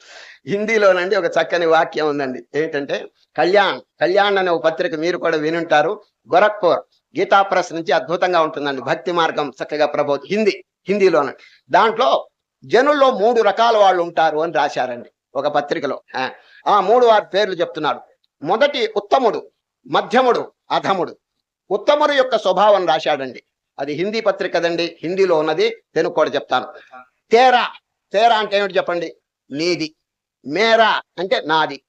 ఉత్తముడు యొక్క స్వభావం ఎట్లా ఉంటుందో చెప్పారు. తేరా హీ తేరా, మేరా భీ తేరా అంటాటండి వాడు ఉత్తముడు. నాయన నీది నువ్వు అనుభవించు, నాది కూడా నీకు ఇస్తాను. ఇది ఉత్తముని స్వభావం అండి, సాక్రిఫిషియల్ స్పిరిట్. తేరా హీ తేరా, మేరా భీ తేరా. మధ్యముడు స్వభావం ఏంటంటే తేరా హీ తేరా, మేరా హీ మేరా అంటాటండి వాడు. నీది నువ్వు తిను, నాది నేను తింటా, నువ్వు నన్ను అడగబాక, నేను నీకు ఇవ్వను. ఇదండి తేరా హీ తేరా, మేరా హీ మేరా. ఇది మధ్యముడు. వీళ్ళ వల్ల ఏం చిక్కు లేదండి, ఎందుకంటే ఎవడు కూడా వాడు చూసుకుంటాడు. ఇక అధముని యొక్క స్వభావం అండి. మేరా హీ మేరా, తేరా భీ మేరా అంటాట. నాది నేను ఉంచుకుంటా, నీది కూడా ఇక్కడ బారాయి అంటాడు. దరిద్రుడు అండి, పరమ దరిద్రుడు. హోప్లెస్ స్పెసిమెన్ అండి. ఇది ఎప్పుడు కలుగుతుందంటే ఇటువంటి భావం అజ్ఞానం చేత. ఇప్పుడు శ్రీకృష్ణ పరమాత్మ ఏం చెప్పినారు నిన్న జ్ఞాన యోగంలో? చెప్పండి, బ్రహ్మాండమంతా ఒకే చైతన్యము, శాశ్వతమైనటువంటి ఆత్మస్వరూపం అని. ఆ రహస్యం తెలిస్తే ఇంకా కర్మ ఎంత శుద్ధం అవుతుందో చూడండి. అది ఎంత శుద్ధం అవుతుంది. నాదేమి లేదు, నువ్వే తినవయ్యా, నువ్వే అనుభవించు, నువ్వు తింటుంటే ఆ ఆనందం నా ఆనందం. దీని పేరు రేపు 6వ అధ్యాయంలో ఆత్మౌపమ్యం అంటాడండి శ్రీకృష్ణ పరమాత్మ. ఆత్మౌపమ్యం అంటే ఏమిటి? Treat others as your self. ఇదండి ఇటువంటి సిద్ధాంతం అంటే మహాగంభీరమైందండి. చాలా మంది అక్కడక్కడ పుస్తకాల్లో ఏం రాస్తారు తెలుసునా? Treat your neighbour as your brother అంటాడు. నీ పక్కింటి వాడిని నీ సోదరుని వలే చూడని చెప్తే కృష్ణ పరమాత్మ దాన్ని ఒప్పుకోలేదండి. ఎందుకంటే బ్రదర్ అంటే సోదరుడు కదా. సోదరుడు ఇప్పుడు కలహించుకుంటున్నారండి అక్కడక్కడ. మరి సోదరత్వం సిద్ధాంతం ఎట్లా అవుతుంది చెప్పండి? ఇప్పుడు ఎవరైనా వకీళ్ళు ఉంటే వకీల్ని అడగండి, వకీళ్ళు గారు మీకు వచ్చే కేసులు ఎట్లా ఉన్నాయని. వెంటనే చెప్పేస్తాడు, అన్నదమ్ముల కేసులు అంటాడు ముందు. సోదరుడు కలహించుకుంటే సిద్ధాంతం ఎట్లా అవుతుంది? సోదరత్వం. అయ్యా సోదరత్వం మంచిదే. Treat your neighbour as your brother మంచిదే. మరి బ్రదర్స్ అట్లా ఉంటే కదా కలహం పెట్టుకుని అవస్థ పడుతున్నారండి. అందుచేత శ్రీకృష్ణ పరమాత్మ బ్రదర్హుడ్ అనేది క్యాన్సిల్ చేశాడు. No brotherhood at all. Treat your neighbour not as your brother but as your self. నీ వలే చూసుకోవాలి. తన మీద ఎవరికైనా ద్వేషం ఉంటుందా? ప్రపంచంలో ఎవరి మీదైనా ద్వేషం ఉండొచ్చు, కానీ తన మీద ఎవరికి ద్వేషం, పరమ ప్రేమ ఉంటుందండి. అది ఒక ఆశ్రమంలోనండి శ్రీరామ నవమి వచ్చిందండి పండగ. మొన్న వచ్చింది చూడండి. ఆ పండగలో ఆశ్రమ భక్తులంతా చేరారు. ఎక్కడ? ఆశ్రమంలో. గురువు గారు రాముల వారి పటం పెట్టి పూజ చేయించాడని అందరి చేత. పూజ అంతా అయిపోయిన తర్వాత ప్రసాదం. ఒక పళ్ళలోనండి శిష్యుడిని పిలిచి, నాయన అరటి పళ్ళు చాలా వచ్చినాయి కదా, భక్తులు తెచ్చినాయి, ముక్కలు కోసి అందరికి ప్రసాదం పెట్టు అన్నాడండి. ఎవరు? గురువు గారు. శిష్యుడు అట్లాగే ముక్కలు కోసి అందరికి పెట్టబోతుంటే, నాయన ఈ 100 మంది భక్తుల్లో ఎవరి మీద నీకు ఎక్కువ ప్రీతి ఉంటుందో వాడికి ముందు ముక్క పెట్టు, తర్వాత అందరికి పంచిపెట్టు అన్నాడండి. అర్థమైందండి? ఈ 100 మంది భక్తుల్లో నీకు ఎవరి మీద ఎక్కువ ప్రేమ ప్రీతి ఉంటుందో వాడికి ముందు ముక్క పెట్టి తర్వాత అందరికీ పెట్టు అన్నాడండి. ఎవరు? గురువు గారు. వాడేం చేశాడో తెలుసండి, మొదటి ముక్క వాడి నోట్లో వేసుకున్నాడండి. వాడు ఈరా ఎట్లా చేసినామంటే, స్వామి అందరికంటే నా మీద ఎక్కువ ప్రీతి అన్నాడండి వాడు. చూచారా? ప్రతి వాడికి ఇంతేనండి. దీని పేరే ఆత్మౌపమ్యేన సర్వత్ర. కృష్ణ పరమాత్మ ఆయన treat that as your self. అది తన మీద ఎవరికి ద్వేషం ఉండదు కదా, పరమ ప్రీతి ఉంటుంది. కాబట్టి ఇతరుల మీద కూడా అంత ప్రీతి కలిగి ఉండు. ఎంత అద్భుతమైన సిద్ధాంతం ఉండేది. ఆత్మౌపమ్యేన 6వ అధ్యాయం రేపు రాబోతున్నది. ఆత్మౌపమ్యేన సర్వత్ర సమం పశ్యతి యోర్జున సుఖం వా యది వా దుఃఖం సయోగి పరమో మతః. ఆంధ్ర పత్రిక దాని ఎడిటోరియల్ పైన ఒక చక్కని భారత పద్యం రాస్తారండి. మొదటి నుంచి రాస్తున్నారు. నాగేశ్వరరావు గారు ఉన్నప్పటి నుంచి. ఒరులేయవి నరించిన నరవర అప్రియముతన మనంబున కగుదా నొరులకున విసేయకునికి పరాయణము పరమ ధర్మ పథములకి. What you expect to be done to you by others. ఇతరులు నీకు ఏది చెయ్యాలని అనుకుంటున్నావో దాన్ని నీవు ఇతరులకు చెయ్యి. ఇదండి కర్మయోగం యొక్క రహస్యం. ప్రతి ప్రాణి నీ స్వరూపం కదా ఏమండి. మరి నీవు నీ సుఖాన్ని ఎంత అపేక్షిస్తున్నావో పరప్రాణికి కూడా సుఖాన్ని అంత అపేక్షించు. శ్రీకృష్ణ పరమాత్మ కర్మయోగంలో సిద్ధాంతీకరించింది ఇదేనండి. ఆయన ఏ ప్రాణి మీదైనా దయ ప్రేమ అనేది వర్షింపచేయి. నీ మీద నీకెంతో ప్రేమ ఉంది కదా, వీళ్ళందరూ భగవత్ స్వరూపం కదా, అందరూ నీ వలే ఉన్నారు కదా. మరి ఒక ప్రాణి బాధపడుతుంటే ఆ బాధ నీ బాధ కదా. చూడండి, ఇది ఎవరైనా ఉన్నదా చెప్పండి? ప్రపంచం ఇప్పుడు ఉన్నటువంటి అట్మాస్ఫియర్ ఎట్లా ఉన్నదో చూడండి. అది ఎంతసేపటికి పరప్రాణిని బాధ పెట్టాలని, పరదేశాన్ని కబళించాలని, ఇంకొకరికి అపకారం చేయాలని, ఇటువంటి పరిస్థితుల్లో నిజంగా భగవద్గీత కనుక ప్రచారం అయిందంటే తప్పకుండా ఈ పరోపకార బుద్ధి అభివృద్ధి కాక తప్పదండి. ఒక ప్రాణికి ఉపకారం చేయాలని మనం అంటే ఎందుకు అని అడుగుతాడు అవతల వాడు, ఎందుకు ఉపకారం చేయాలని. అప్పుడు దానికి శాస్త్రం ఏం చెప్పింది తెలుసునా? నాయన, నీలో ఏ శక్తి ఉన్నదో, నీలో ఏ స్వరూపం ఉన్నదో ఆ స్వరూపం ఎదుటి వాళ్ళలో కూడా ఉన్నది. నీ సుఖాన్ని నువ్వు ఎట్లా అపేక్షిస్తున్నావో పరసుఖం కూడా అట్లాగే అపేక్షించు. చూడు, తోటి ప్రాణిని నీవు నీవలే చూచుచు మెలగుచుండుము ఓయి మనస. మానస బోధ.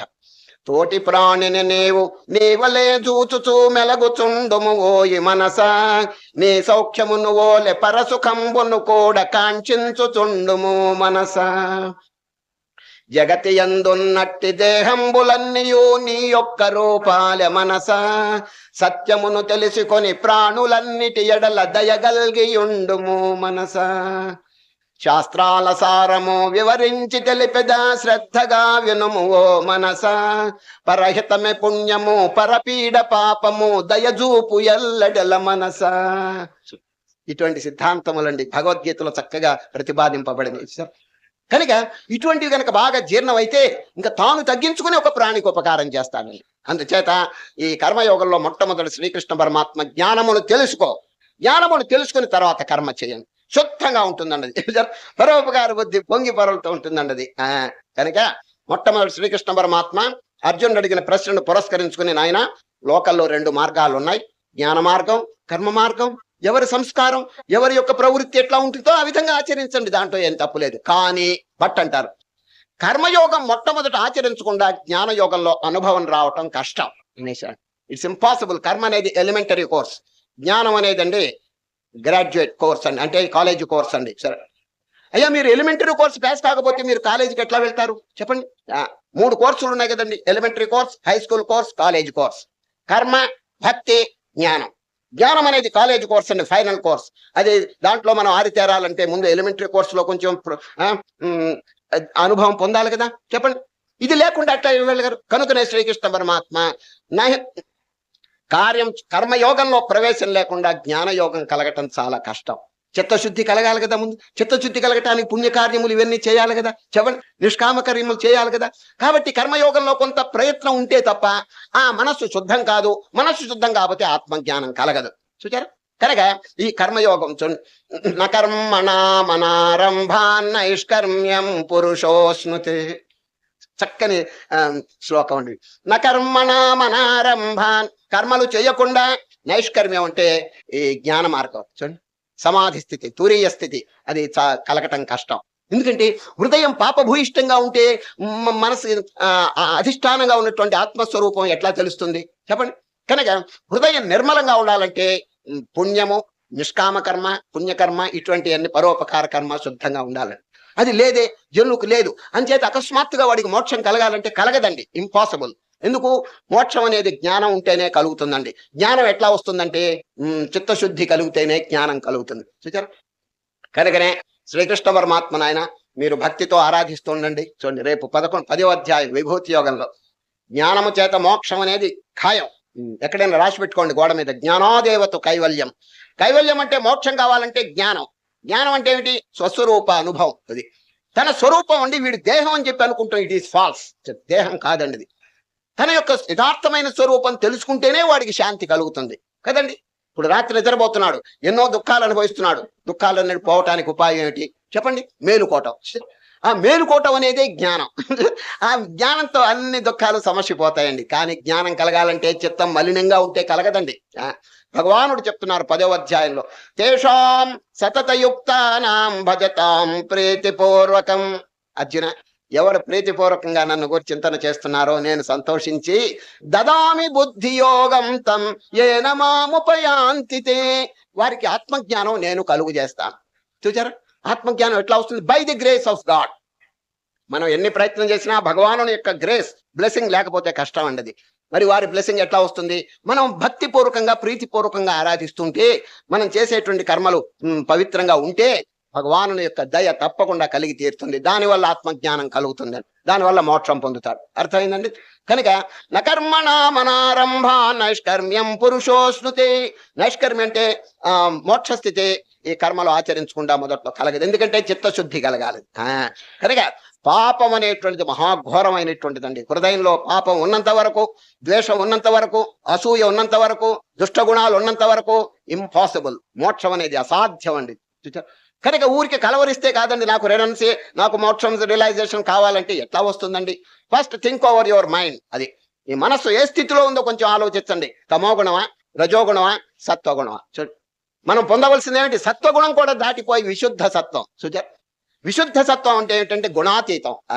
ఆ గుణాతీతమైనటువంటి స్థితిలోకి పోవాలంటే 3 గుణములు దాటాలంటే మొట్టమొదటి సత్వగుణం దగ్గరికి రావాలండి. సత్వగుణం. చూచారు? ఏ గుణాలు పోవాలి? తమో గుణం పోవాలి, రజోగుణం పోవాలి. ఇప్పుడు టైం కాదండి, ఎందుకంటే 14వ అధ్యాయం గుణత్రయ విభాగ యోగంలో చక్కగా చెప్తామని భగవానుడు ఒక అధ్యాయమే కేటాయించినారు ఈ 3 గుణాలకి. చాలా మంది యొక్క పరిస్థితి ఎట్లా ఉంది? తమో గుణం. తమో గుణం అంటే ఏంటండి? బద్ధకం, సోమరితనం, ఎక్కువ భోజనం, ఎక్కువ నిద్ర, ఇదండి తమో గుణ సంబంధంగా.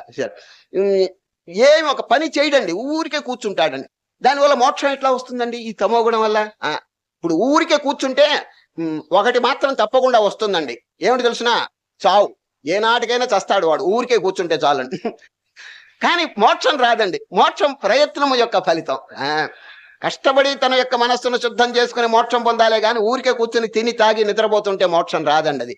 అందుచేత శ్రీకృష్ణ పరమాత్మ చక్కగా ఇక్కడ బోధిస్తున్నారు. నాయన, కర్మలు ఆచరిస్తూ చిత్తశుద్ధి కలుగు చేసుకుని నిష్కామ భావంతో, కర్తృత్వం లేకుండా దైవార్పణ బుద్ధితో చేయండి. సరే, కర్మలు ఎడితిరిగి చేయాల్సిందే. ఇప్పుడు నడవటం కర్మే కదా. పెద్దలు ఏం చెప్తున్నారు? ఆయన ఎడితిరిగి నడుస్తున్నావు, ప్రదక్షిణం అని ఎందుకు అనుకోకూడదు అన్నాడు. చూడండి, ఒక మహనీయుడు ఎడితిరిగి నువ్వు నడుస్తున్నావు, నడవక తప్పదు, ప్రదక్షిణ అనుకోరాదా? భగవంతుడు అన్ని చోట్ల ఉన్నాడు కదా, నువ్వు నడక అనుకుంటే ఎట్లా? అది ప్రదక్షిణంగా మార్చుకోవయ్యా అన్నాడు. చూడండి, ఆత్మాత్వం గిరిజామతి పరిజనా ప్రాణా శరీరం గృహం పూజాతే విషయోపభోగ రచన నిద్రా సమాధి స్థితి సంచార పదయో ప్రదక్షిణ విధి స్తోత్రాన్ని సర్వాగిరో యద్యత్ కర్మ కరోమి తత్తదఖిలం శంభో తవారాధనం. ఒక మహనీయుడు చూడండి, నేను ఏది చేసినా ఓ పరమశివ నీ కైంకర్యం, నేను నడుస్తే నీ ప్రదక్షిణం, నేను నిద్రపోతే అది సమాధి స్థితి, నేను ఏదైనా మాట్లాడితే అది స్తోత్రం. చూడండి ఎంత చక్కగా చెప్పాడు. ఇంతేనండి. ఇప్పుడు జ్ఞానికి అజ్ఞానికి భేదం ఏమిటంటే ఇద్దరు కర్మలు చేస్తుంటారు. కానీ జ్ఞాని ఏ విధంగా కర్మ చేస్తాడంటే అజ్ఞానులు తెలివి తక్కువగా చేసేటువంటి పని మోస్తరు కాకుండా తరించటానికి వీలుగా భగవంతుని యొక్క అనుగ్రహానికి అనుకూలంగా వారు చక్కగా ప్రయత్నం చేస్తుంటారు. సో ప్రయత్నం అనేది ఇద్దరికి ఉన్నది. అజ్ఞానం ఒక రకంగా చేస్తుంటాడు, జ్ఞానం ఒక రకంగా చేస్తుంటాడు. చూచారు, స్పీడ్ ఒకటేనండి. Keep up the speed but make a diversion. చూచారు, వాల్మీకి చూడండి, వాల్మీకి యొక్క పూర్వాశ్రమం పేరండి రత్నాకరుడు. రత్నాకరుడు దారిపోయే వాళ్ళందరినీ దోచుకుంటూ చాలా హీనమైనటువంటి చరిత్ర ఉన్నదండి. మీకు తెలుసు కదా వారి చరిత్ర. వాల్మీకి రత్నాకరుడు. సప్తఋషులు వచ్చారండి. సప్తఋషులు వస్తే ఏమయ్యా పాపం మూట కట్టుకుంటున్నావు ఏంటని చెప్పి చక్కగా బోధ చెప్పినారు. ఆఖరికి వీరు తరించడానికి ఉపాయం అడిగినారు. రామ అనేది తల్ల కిందలు చేసి ఉపదేశం చేశారు. మర జపం చేయవయ్యా అన్నాడు. ఎంత పట్టుదల ఉన్నదంటే వాల్మీకి ఆ మర అనేటువంటిదండి. భోజనం లేదు, ఏమి లేదండి. అట్లా కూర్చుని ఎంత కాలమో జపం చేసేసాడు. అక్కడ రామ అయిపోయిందండి. చూడండి, రామ రామ అయిపోయి ఆ పవిత్రమైన తారకం యొక్క జపం చేసా పాపం అంతా భస్వం అయిపోయిందండి. చూచారు, ఆ జ్ఞానం అనేది చక్కగా అంకురించిందండి. ఆఖరికి ఆది కవీశ్వరుడుగా రామాయణం రాసినటువంటి మహాకవిగా పేరు పొందినాడండి. చూచారు, ఇంత మార్పు ఎక్కడి నుంచి వచ్చింది చెప్పండి. ఇది ఎవరిని కూడా మీరు తక్కువ అని చెప్పి చెప్పకూడదని భగవద్గీత యొక్క ఆదేశం అండి. భగవద్గీత ఎవడు ఎంత పాపం చేసినప్పటికీ వాడిని దూషించబాకండి. ఏదో పొరపాటు, తెలివి తక్కువ చేత చేసినారు అది. అపిచేదసి పాపేభ్య సర్వేభ్య పాపకృత్తమ. సూపర్లేటివ్ డిగ్రీ వాడారండి కృష్ణ పరమాత్మ రేపు 4వ అధ్యాయం. అపిచేదసి పాపేభ్య సర్వేభ్య పాపకృత్తమ సర్వం జ్ఞానప్లవేనైవ వృజినం సంతరిష్యసి. ఓ అర్జున, మహాపాప సముద్రం సంపాదించిన జ్ఞానం అనే నావ తెచ్చుకోవయ్యా. అవలీలగా ఈ పాప సముద్రం దాటి వేయవచ్చున్నా. చూడండి, ఎంత ధైర్యం చెప్పిన. పాపం చెయ్యమని కాదు, ఏదైనా పొరపాటు గ్రహపాటున పాపం చేసినా ఇక అధైర్యపడవద్దు. ఇక మీదట ఆ పాపం కడిగి వేసుకుని పుణ్యంలో అడుగు పెట్టు. చూచారు, జ్ఞానంలో అడుగు పెట్టండి. అదండి మహనీయులు ఏం చెప్పినారు. Hate sin but not the sinner. ఇదండి మన యొక్క సిద్ధాంతం. అది హేట్ సిన్, పాపాన్ని దూషించండి, పాపాత్ముని దూషించవద్దు. ఎందుకంటే ఈనాడు పాపాత్ముడు పెద్దల యొక్క సాంగత్యం చేత పుణ్యాత్ముడుగా మారగలడు. చూచారు, మనకి రత్నాకరుడే దృష్టాంతం అండి. ఎంతమంది ఉన్నారండి చైరాని పనులను చేసి మహాత్ముల యొక్క సాంగత్యం చేత మారిపోయిన మహనీయులు ఎంతమందో ఉన్నారండి. చూచారు, కనుక శ్రీకృష్ణ పరమాత్మ అండి అక్కడెక్కడ చెప్తుంటారు. రేపు 9వ అధ్యాయం చూడండి.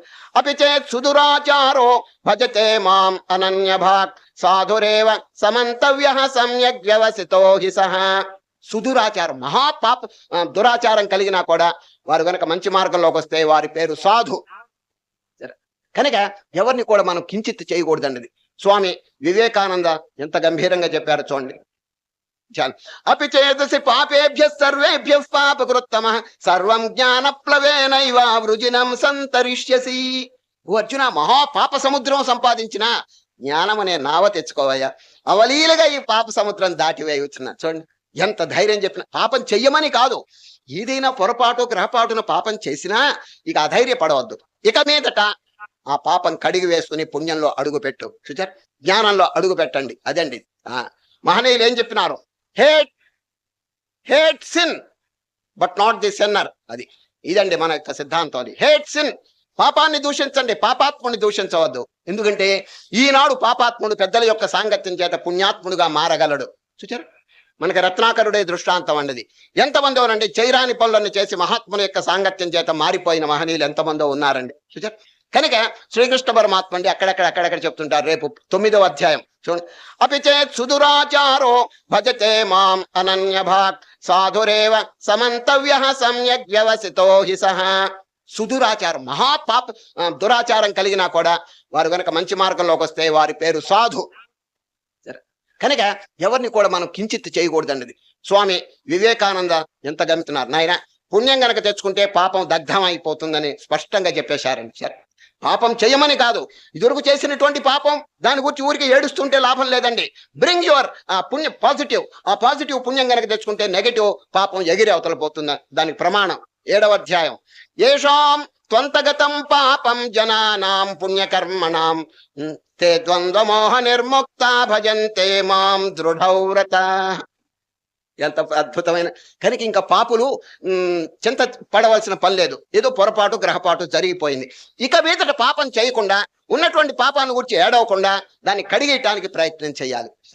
పాపం దేని వల్ల కడవబడుతుంది? పుణ్యం చేత, నిష్కామ కర్మ చేత అదంతా దగ్ధం అయిపోతుందండి, తొలగిపోతుంది. అందుచేత శ్రీకృష్ణ పరమాత్మ నాయన పుణ్యాన్ని అధికం చేసుకోండి. ఏషాం త్వంతగతం పాపం, చూడండి, అంతగతం పాపం పుణ్యకర్మణం, పుణ్యకార్యముల చేత పాపం ఎవరికి తొలగిపోయిందో చూచారు, తొలగిపోతుందండి, తప్పకుండా పోతుంది. ఊరికే ఏడవలసినటువంటి పని లేదండి అది. కనుకనే మహాత్ముల యొక్క చరిత్ర చూడండి, ఒక్కొక్కసారి పొరపాటు జరగవచ్చు, కానీ వారేమి చింతపడరండి. Fight for the best, face the worst, ఇదండి వారి యొక్క సిద్ధాంతం, పెద్దల యొక్క సిద్ధాంతం. అయినా మంచి కోసం పోట్లాడండి, దారిలో ఏదైనా బాధలు వస్తే దాన్ని అధిగమించండి, సర్మౌంట్ డిఫికల్టీస్. డిఫికల్టీస్ వచ్చినాయని ఎవరు ఈ మూలగవలసిన పని లేదండి. అది fight for the best, face the worst. ఏది వచ్చినా అవాంతరం అండి, కేర్ చేయకూడదు. మనం పోయేది గమ్యస్థానం చాలా అద్భుతమైంది, మోక్షం, దైవ సాక్షాత్కారం. దానికి కొరకు పోతున్నాం, దారిలో వచ్చే చిన్న చిన్న అవాంతరములు మనం లెక్క చేయకూడదండి. అది సరే, కొందరండి ఏమో పొగడతారు, ఎవరు మీరు గొప్పవారని, కొందరు తిడతారు. ఇవన్నీ లక్ష్య పెట్టుకుంటే ఎట్లా చెప్పండి? ఈ జ్ఞానైనటువంటి వాడు కేర్ చేయడండి వీళ్ళందరినీ కూడా. Hate them no more, few only know the truth, the rest will hate and laugh at thee but pay no heed. Vivekanand. సత్యం తెలిసిన వారు కొద్ది మంది. Few only know the truth, the rest will hate and laugh at thee but pay no heed. Go thou from place to place and help them out of Maya's veil. కొందరే సత్యమిరుంగుచుందురులను కాని తక్కిన వారలు ఘనుడ నిన్ను చేరి నవ్విన లక్ష్యం బొసేయబోకు. మిత్రుడా ఎల్ల కడలకు పోయి మోదమునకై వెదకక ఖేదమునకు భయపడకయుండి రెంటిని వదలచనుచు మాయ తెరదీసి జనుల తమమ్ము బాపి ఎతిపాడు ముకంఠము ఎత్తిపాడు యతివరాధీర ఓం తత్సదనుచుబాడు. సాంగ్ ఆఫ్ ది సన్యాసన్ 13 పద్యాలు రాసినారండి వివేకానంద, ఇంగ్లీష్ లో అద్భుతంగా ఉంటాయి. దాని పేరు యతి గీతం, the song of the sannyasin. వారు ఇదే చెప్పినారండి, నాయన కేర్ చేయబాకండి. ఏదో రకరకాలుగా అంటుంటారు, ఇవన్నీ మనం మనసులో పెట్టుకుంటే ఎట్లా? ముందుకు పోతుండాలండి, సాగిపోతుండాలి. మన గమ్యస్థానం చాలా గంభీరమైందండి. ఏమండి, ఈ దారిలో వచ్చిన అవాంతరములన్నీ కేర్ చేయకూడదండి. కనుకనే ఈ రోజు శ్రీకృష్ణ పరమాత్మ కర్మయోగాన్ని బోధిస్తూ, అర్జున జ్ఞానము కర్మ 2 మార్గాలు, ఎవరి యొక్క ప్రవృత్తి ఎట్లా ఉంటుందో దాన్ని అనుసరించండి. కానీ ఈ కర్మ మార్గం ఆచరించకుండా జ్ఞానం కలగటం కష్టం. నకర్మణా మనారంభా నైష్కర్మ్యం పురుషోశ్నుతే నచ సన్యసనా దేవా సిద్ధిం సమధిగచ్చతి. కర్మ చేయకుండా ఎవరు ఉండలేరు అన్నారు. నహి కశ్చిత్ క్షణమపి జాతు తిష్టతి అకర్మకృత్ కార్యతే హ్యవశ కర్మ సర్వ ప్రకృతి జైర్గుణై. కానీ కొందరు ఏం చేస్తారో చూడండి, 2 రకాలు చెప్పుకొచ్చారు. కొందరు తాత్కాలికమైనటువంటి ఆవేశాలు, తాత్కాలికమైనటువంటి వైరాగ్యాలు కలిగి ఇళ్లలో నుంచి వెళ్ళిపోతారటండి. కొందరు వెళ్ళిపోయి ఏకాంతంలో కూర్చుని ఏమో పెద్ద వైరాగ్యం కలిగినట్టు నటిస్తారండి. దాన్ని శ్రీకృష్ణ పరమాత్మ ఖండిస్తున్నారండి. సార్ ఇప్పుడు జరగటం లేదండి, అక్కడక్కడ ఇళ్లలో ఏదో పోట్లాడుకునో లేకపోతే ఏదో కలహాలు పెట్టుకునో వదిలిపోతారండి, ఎక్కడికో పోతారు. పాపం ఇంట్లో వాళ్ళంతా బాధపడుతుంటారు. ఆయన అక్కడ చేసింది ఏమిటి? ఏం లేదండి, మోక్షం కలగదండి. అక్కడ ఏకాంతంలోకి వెళ్తే మనస్సు ఎట్లా ఉంటే ఎక్కడ ఉంటుందండి? శరీరం ఆశ్రమంలోనో మఠంలోనో ఎక్కడో ఉండొచ్చు కాక, మనస్సు అదే శ్రీకృష్ణ పరమాత్మ నిలదీసి అడుగుతున్నారండి. కర్మేంద్రియాన్ని సంయమ్య. కర్మేంద్రియములు అంటే ఏంటి చెప్పండి? చేతులు, కాళ్ళు, ఇవన్నీ కర్మేంద్రియాలు. అది సంయమ్య.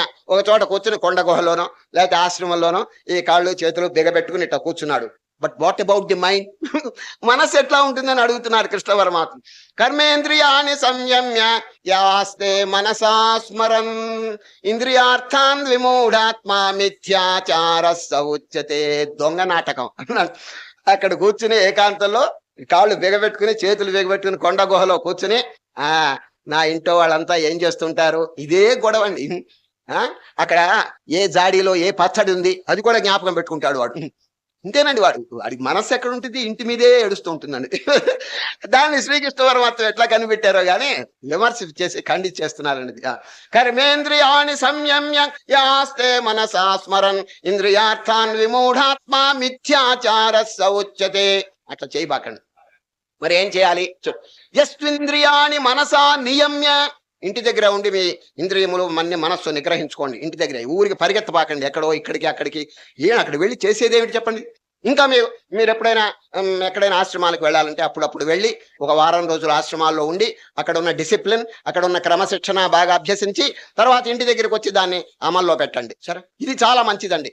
అంతేగాని అన్ని తెగదెంపులు తెచ్చుకుని అక్కడికి వెళ్తే ప్రారంభ స్థితిలోనండి అసాధ్యం అండి, మనస్సు నిలవదండి. అది అదే చెప్తున్నారు శ్రీకృష్ణ పరమాత్మ. First purify your heart at home. అది ఇంటి దగ్గరే చక్కగా మీరు ప్రాక్టీస్ చేసుకోండి. ఆశ్రమంలో చేసే సిద్ధాంతాలు, నియమాలు మీరు ఇక్కడ ఆచరణలో పెట్టుకోండి. డిసిప్లిన్ చూచారు.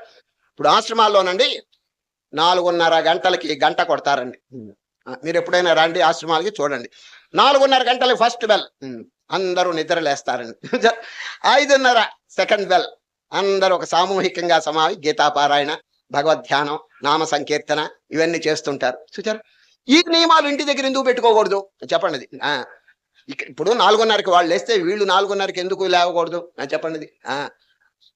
కొందరు లేవాలని ప్రయత్నం చేస్తుంటారు, వాళ్ళకి మెలకు రావటం లేదండి. అప్పుడు ఏం చేయాలి తెలుసండి, ఒక అలారం గడియారం ఏదన్నా పెట్టుకుని తొందరగా నిద్ర లేవటం నేర్చుకోవాలండి సార్. లేక ఇంకొక చిన్న సలహా చెప్తాను. పొద్దున్నే లేవాలంటే బ్రహ్మ ముహూర్తం, ఉషక్కాలం చాలా అద్భుతమైన అట్మాస్ఫియర్ అండి. ఎప్పుడు ఉషక్కాలం, బ్రహ్మ ముహూర్తం అంటారు. ఆ టైం చాలా మంది నిద్రలోనే గడిపేస్తున్నారు, అది మంచిది కాదండి. అది ఆ టైంలోనండి అనేక మంది మహర్షులు, యోగి పుంగవులు ధ్యాన నిమగ్నులై ఉంటారు. The whole atmosphere will be filled by spirituality, divine atmosphere. మనం కూడా నిద్ర లేచి కొద్దిసేపు కనుక ధ్యానం చేస్తే we can receive the spiritual current. చూసారా, బ్రహ్మాండం అంతా ఒక ఆధ్యాత్మిక తరంగం వ్యాపిస్తున్నది, అది మనం గ్రహించడానికి అవకాశం. కనుకనే బ్రహ్మ ముహూర్తం అని దానికి పేరు పెట్టారు. ఆ టైం అంతా నిద్రలోనండి తమస్సులో గడిపేస్తున్నారు చాలా మంది. సరే, ఒక ఊళ్ళోనండి 2 సోమరులు ఉన్నారండి, పరమ సోమరులు. ఒకడు 8ంటికి నిద్ర లేస్తే ఇంకోటి 9:30కి లేస్తాడండి వాడు పొద్దున. 2 స్నేహితులండి, బర్డ్స్ ది సేమ్ ఫెదర్ అని ఇంగ్లీష్ లో చెప్తారు చూడండి. ఆ 2 సోమరులు స్నేహితులండి. ఒక సోమరికి ఊరు ప్రయాణం వచ్చిందండి రేపు. పొద్దున్నే 5 గంటలకి రైలు బయలుదేరుతుందండి. వీడెక్కడ నిద్ర లేస్తాడండి, 8ంటికి లేచేవాడు పొద్దున్నే 5 అంటే 4ంటికే నిద్ర లేవాలి. అందువల్ల వాడు ఏం చేస్తున్నాడంటే తన స్నేహితుడి దగ్గరికి పోయినాడు. వీడి మించిన సోమరండి వాడు. నాయన, మై డియర్ ఫ్రెండ్, రేపు పొద్దున 5 గంటలకి రైలుకి వెళ్ళాలి, 4 గంటలకు వచ్చి కొంచెం లేపుతావా అన్నాడు. తప్పకుండా లేపుతాను, 3:30కి వచ్చి జ్ఞాపకం చేయబోయ్ అన్నాడండి వాడు.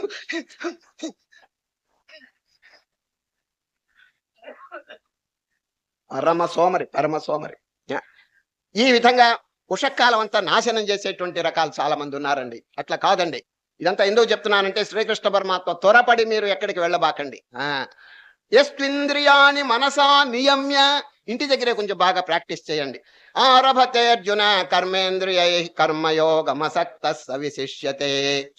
మనస్సుని జ్ఞానేంద్రియములను కొంచెం జాగ్రత్తగా నిగ్రహించాలి. కర్మేంద్రియాలు నిగ్రహించడం పెద్ద కష్టం కాదు. కర్మేంద్రియం అంటే చేతులు, కాళ్ళు, ఎవడైనా బిగబెట్టుకుని కూర్చోవచ్చండి, అది పెద్ద గొప్ప కాదు. మనస్సులో ఉండే మాలిన్యం పోవాలంటే ఇట్ టేక్స్ టైం. అది ఏకాంతంలో మా ఆశ్రమాల్లో అప్పుడప్పుడు మనం వెళ్ళి ఆ డిసిప్లిన్, క్రమశిక్షణ నేర్చుకుని అది ఇంటి దగ్గర ఆచరణలో పెట్టడం చాలా మంచిదండి. అది ఒక ఊళ్ళో ఒక చోట జరిగిన విషయం వినండి. ఒక ఆయన అండి ఇంట్లో పోట్లాడాడండి. పోట్లాడి ఆశ్రమానికి పరిగెత్తుకెళ్ళాడు. పరిగెత్తుకు వెళ్తే ఎట్లా వెళ్ళాడు తెలుసండి, గృహస్థాశ్రమంలో ఉన్నవాడండి ఒక ఆయన. పరిగెత్తున గురువు గారికి మధ్యాహ్నం 12 గంటలకి దండం పెట్టాడండి. అక్కడ ఆశ్రమంలో గురువు గారు ఒళ్ళంతా చెమట కారుతున్నది. పరిగెత్తుకుంటూ వచ్చాడు. ఏమయ్యా, ఏమిటి కదా అన్నాడు. ఏమి లేదండి, మిమ్మల్ని ఒక కోరిక, ఒక ప్రార్థన చేయాలని వచ్చినాను. ఏమిటన్నాడు. సన్యాసం ఇప్పించండి అన్నాడు. సన్యాసం. ఏమయ్యా, అంత తేరగా ఉందా సన్యాసం అంటే? అసలు ఎవరు నీవు, ఎందుకు వచ్చినావు, సన్యాస సంకల్పం నీకు ఎందుకు కలిగింది చెప్పవయ్యా అన్నాడు. స్వామి క్షమించండి, అవన్నీ ఆ గొడవలన్నీ మీకెందుకు, అడిగాను ఇవ్వండి అన్నాడు. అట్లా ఇవ్వరయ్యా, సన్యాసం అనేది అట్లా ఊరికే ఇవ్వరు, విషయం ఏమిటో చెప్పు, నీకెందుకు ఈ మార్పు కలిగింది మనసులో. అప్పుడు చెప్పాడండి, ఇంటో మా కుటుంబం వాళ్ళతో పేచీలు వచ్చింది, కలహాలు వచ్చినాయి, నాకు మనసు విరక్తి పుట్టిపోయి ఇక్కడికి పరిగెత్తుకొచ్చాను, సన్యాసం ఇప్పించండి అన్నాడు. అయితే నేను సన్యాసం ఇస్తాననుకో, మళ్ళా నువ్వు ఇంటి మొహం పెట్టవా అన్నాడు. అప్పుడండి గయోపాఖ్యానుడు పద్యం చెప్తాడండి. జలనిధులింకుగాక కులశైలములేడును గురుంకుగాక, ఇంటి గడప తొక్కనే తొక్కను అన్నాడండి. ఎంత ఆశ్చర్యపడ్డాడు. ఓహో, ఎంత వైరాగ్యం, ఎంత వైరాగ్యం, మళ్ళా ఇంటికి వెళ్ళట వీడని. అయినా ఇంకొక చిన్న ప్రశ్న అడుగుతాం. ఏమయ్యా, నేను నీకు సన్యాసం ఇస్తాననుకో, మీ ఇంటి వాళ్ళు నువ్వు ఇక్కడ ఉన్నావు అని చెప్పి తెలుసుకుని ఇక్కడికి పరిగెత్తుకు వస్తారనుకో, మిమ్మల్ని ప్రార్థన చేస్తారనుకోండి, ఏదో పొరపాటు జరిగింది రాండి ఇంటికి అని చెప్పి మిమ్మల్ని అడుగుతారనుకోండి, అప్పుడు ఏం చేస్తారు అని అడిగాడు. అప్పటి సంగతి ఆలోచించుకోవచ్చులేండి అన్న. ఏమైనా ఉందే చెప్పండి దీంట్లో వైరాగ్యం. ఈ విధంగా శ్రీకృష్ణ పరమాత్మ దీన్నే ఖండిస్తున్నారండి. యస్వింద్రియాణి మనసా నియమ్య. ఇంటి దగ్గరే ఉండి కొంచెం బాగా ప్రాక్టీస్ చేయండి. ఆశ్రమాల్లో ఏ సిద్ధాంతాలు అమలుపరుస్తున్నారో దాన్ని ఇక్కడ కూడా అమలుపరచండి. ఇక్కడ ధ్యానం చేయండి, ఇక్కడ గీతాపారాయణ చేయండి, ఇక్కడ ఉషకాలంలో నిద్ర లేవండి, ఇక్కడ పేదవారికి ఏదైనా సహాయం చేయండి. ఏమండి, ఎందుకు చేయకూడదు? ఆ టైం వచ్చినప్పుడు మనం చెప్పకుండానే ఆ వైరాగ్యం కలుగుతుందండి. సరే, ఆ టైం వరకు వేచి ఉండాలి. చూచారా, యస్వింద్రియాణి మనసా నియమ్య ఆరభతేర్జున కర్మేంద్రియై కర్మయోగమసక్త సవిశిష్యతే. కాబట్టి ఇప్పుడు ఏం చెప్తున్నారు కృష్ణ నాయన? కర్మలు వదలబాకండి. నియతం కురు కర్మత్వం. ఈ శాస్త్రములు పెద్దలు ఏది నిర్దేశించినారో ఆ శుభ కర్మలు చెయ్యండి. నియతం కురు కర్మత్వం కర్మజ్యాయో హి అకర్మణ. అకర్మణ, కర్మ చేయకుండా ఊరికే ఉన్నదానికంటే కర్మ చేయటం మేలు. చూచారు, ఊరికే ఉంటే ఏమవుతుంది తెలుసండి? తమోగుణం. ఆ తమోగుణం వల్ల ఏమీ ఉపయోగం లేదండి. అది ఇంకా రజోగుణం గలవాడు ఏదో కోపతాపాలు కలిగిన అవతల వాడు ఏదైనా చివాట్లో పెడితే మళ్ళీ దారికి వస్తాడండి. తమోగుణం వాడు మరీ హోప్లెస్ అండి. ఇది గోడ. ఇప్పుడు చూడండి, గోడ ఎట్లా ఉంది చెప్పండి? గోడకి ఏమైనా పుణ్యమా? గోడకి పాపమా? ఆ విధంగా ఉంటాడండి తమోగుణం గలవాడు. ఎందుకు పనికి వాడి జీవితం అంతా వ్యర్థం అయిపోతుందండి. ఈ రజోగుణం గలవాడు ఏదో ఇతరుల యొక్క మందలింపు వల్ల వాడు మంచి దారికి రావచ్చును. అది కూడా భంగమేనండి. రజోగుణం, తమోగుణం ఈ రెండు మహా ప్రమాదకరమైనటువంటి పరిస్థితులు అండి. హృదయాన్ని బాగా పరిశోధించాలి. సత్వగుణం వచ్చిందా లేదా? ఏమిటి సత్వగుణం చెప్పండి? దయ, ప్రేమ, కరుణ, పరోపకారం, అహింస, వైరాగ్యము, భక్తి, ఆత్మవిచారణ, ఇదంతా సత్వగుణం అని. ఈ సత్వగుణం కనుక వస్తే హృదయం ఎంతో నిర్మలంగా ఉండి ఎంత గొప్ప అనుభూతి కలుగుతుందంటే చెప్పడానికి లేదండి. జ్ఞానం కలగటానికి సత్వగుణం అనేది చాలా సహాయపడుతుందండి. అది హృదయం అద్దం మోస్తరు గనక నిర్మలంగా ఉంటే ముఖం అనేది ఎంత స్వచ్ఛంగా కనిపిస్తుందో అదే విధంగా ఆ హృదయంలో ఈ పాపభూయిష్టమైనటువంటి సంకల్పములు, వృత్తులు గనక ఎగిరిపోతే హృదయంలో ఆటోమేటిక్ గా వారి సాక్షాత్కారం కలిగిపోతుందండి. కనుకనే శ్రీకృష్ణ పరమాత్మ ఈ కర్మయోగాన్ని ప్రోత్సహిస్తున్నారు. నాయనా, జ్ఞానం అనేది మొట్టమొదట్లో అందరికీ వంట పట్టదు. ముందు చిత్తమును శుద్ధం చేసుకోండి, ఒక ఉపకార భావన కలిగి చేసుకోండి. ఏదో విధమైనటువంటి సేవ, ఈ సేవ వల్ల నిష్కామ కర్మ వల్ల ఏమవుతుందంటే చిత్తశుద్ధి, అంటే ప్యూరిఫికేషన్ ఆఫ్ హార్ట్. అది ఇంగ్లీష్ లో ఒక చక్కని వాక్యం. The more the service, the more the purification. చక్కని వాక్యం. The more the service, the more the purification. The more the purification, the more the expansion. The more the expansion, the more the illumination. The more the illumination, the nearer is the salvation. ఎంత చక్కగా చెప్పారు. ఎంతంత వరకు మన హృదయం పవిత్రం అయిపోతుందో అంతంత మోక్షానికి దగ్గర పడుతుంటాం మనం. ఆ హృదయ శుద్ధి కనుక లేకపోతే, పాపం కనుక ఘనీభవించుంటే, ఈ cannot realise in this birth. Impossible. చూడు, ఎవరు కూడా మోక్షం పొందలేరండి. అది కనుక ఈ పాపం అనేది ఘోరమైనటువంటి విషయం. దాన్ని తొలగించటం ఎంత శీఘ్రంగా ఉంటే అంత మంచిదండి. కనుకనే శ్రీకృష్ణ పరమాత్మ ఈ కర్మయోగమును చక్కగా ప్రోత్సహించిన ఆయన, ఎగ్జామిన్ యువర్ హార్ట్. అది మీ హృదయాన్ని, మీ ఏదైనా కనుక దుష్ట సంకల్పములు ఏదైనా కనుక ఉంటే వెంటనే దాన్ని పారద్రోలండి. దుర్బుద్ధి కనుకుంటే దాన్ని వెంటనే పారద్రోలండి. అట్లా అనేక జన్మల నుంచి కూడగట్టుకున్నటువంటి పాడు సంకల్పాలు, పాడు వృత్తులు, దురభ్యాసములు ఉంటాయండి జనుల్లో. దాన్ని ప్రయత్నపూర్వకంగా పోగొట్టాలి. అట్లా పోగొట్టకపోతే ఏమో తెలుసండి, ఆ జ్ఞానం అనేది కలగనే కలగదు. జ్ఞానం కలగకపోతే వాడికి శాంతి, మోక్షం అనేది సిద్ధించదండి. ఇది సందర్భం వచ్చింది కాబట్టి చెప్తున్నాను. అనేక జన్మల నుంచి పేరుకుపోయినటువంటి కొన్ని దుర్గుణాలు ఉంటాయండి. దీని పేరే వాసన అంటారు. వాసన తెలుగులో వాసన కాదండి. తెలుగులో వాసన అంటే స్మెల్. దుర్వాసన, సద్వాసన అంటారు చూడండి, మంచి వాసన. అది కాదు. సంస్కృతంలో వాసన అంటే టెండెన్సీ, సంస్కారం. అనేక జన్మల్లో చేసినటువంటి పాడలవాట్లు అండి. దీని పేరు దుర్వాసన. ఈ వాసనలు ఎప్పుడు హృదయంలో ఉంటాయో ఇట్స్ ఇంపాసిబుల్. ఇక మానవుడికి జ్ఞానం కలగనే కలగదు, కలిగినా నిలవదండి. అందుచేత శ్రీకృష్ణ పరమాత్మ మన వేద శాస్త్రములన్నీ వాసనాక్షయం, తత్వజ్ఞానం, వాసనాక్షయం, మనోనాశం, మూడండి. ఏ శాస్త్రమైనా మీరు చదవండి, ఈ మూడు సాధనలు తప్ప ఇంకోటి లేదండి. మళ్ళీ చెప్తున్నాను, తత్వజ్ఞానం, వాసనాక్షయం, మనోనాశం. ఈ మూడిట్లోనండి తత్వజ్ఞానం చాలా ముఖ్యం. దాని ద్వారా వాసనలు పోగొట్టుకోవాలి. వాసనలు పోగొట్టుకుంటే మనస్సు ఆటోమేటిక్ గా డిజాల్వ్ అయిపోతుందండి. సార్, మనస్సు అనే దానికి అసలు రూపం లేదండి. అనేకమైనటువంటి సంకల్పములు, వృత్తులు ఇవన్నీ చేరితే మనస్సు అయింది. మన వేదముల్లో, శాస్త్రముల్లో మనస్సును డిఫైన్ చేస్తున్నారు, వినండి. What is mind? కామ, సంకల్ప, విచికిత్స, శ్రద్ధ, అశ్రద్ధ, ధృతి, అధృతి, హ్రీహి, ధీహి, ఏతత్ సర్వం మన ఏవ అన్నాడు. ఇవన్నీ చేరితే మనస్సు అవుతుంది. ఇవి ఒక్కొక్కటి తీసివేస్తే ఇంకా మనస్సు ఎక్కడ, నామరూపాలే ఉండవండి. ఇప్పుడు చూడండి, 10 కట్టెలు నిప్పు రగిలించే అగ్నిహోత్రం వెలుగుతున్నది. దాన్ని చల్లార్పాలంటే ఒక్కొక్క కట్టె తీసేయండి చాలు. ఇంకా వేరే ప్రయత్నం, ఒక్కొక్కటి తీసే ఆరిపోతుందండి. అదే విధంగా మనస్సు రహితం కావాలంటే మనోనాశం, అమనస్కం, ఈ సంకల్పములు, వృత్తులు ఒక్కొక్కటి తీసివేస్తే చాలండి. కానీ ఒక రాగాన పోతాయండి. అనేక జన్మార్జితమైనటువంటి పాడు అభ్యాసములకు, దొరలవాట్లు కొన్ని ఉంటాయండి. సందర్భం వచ్చింది కాబట్టి ఒక వాక్యం చెప్తున్నాను.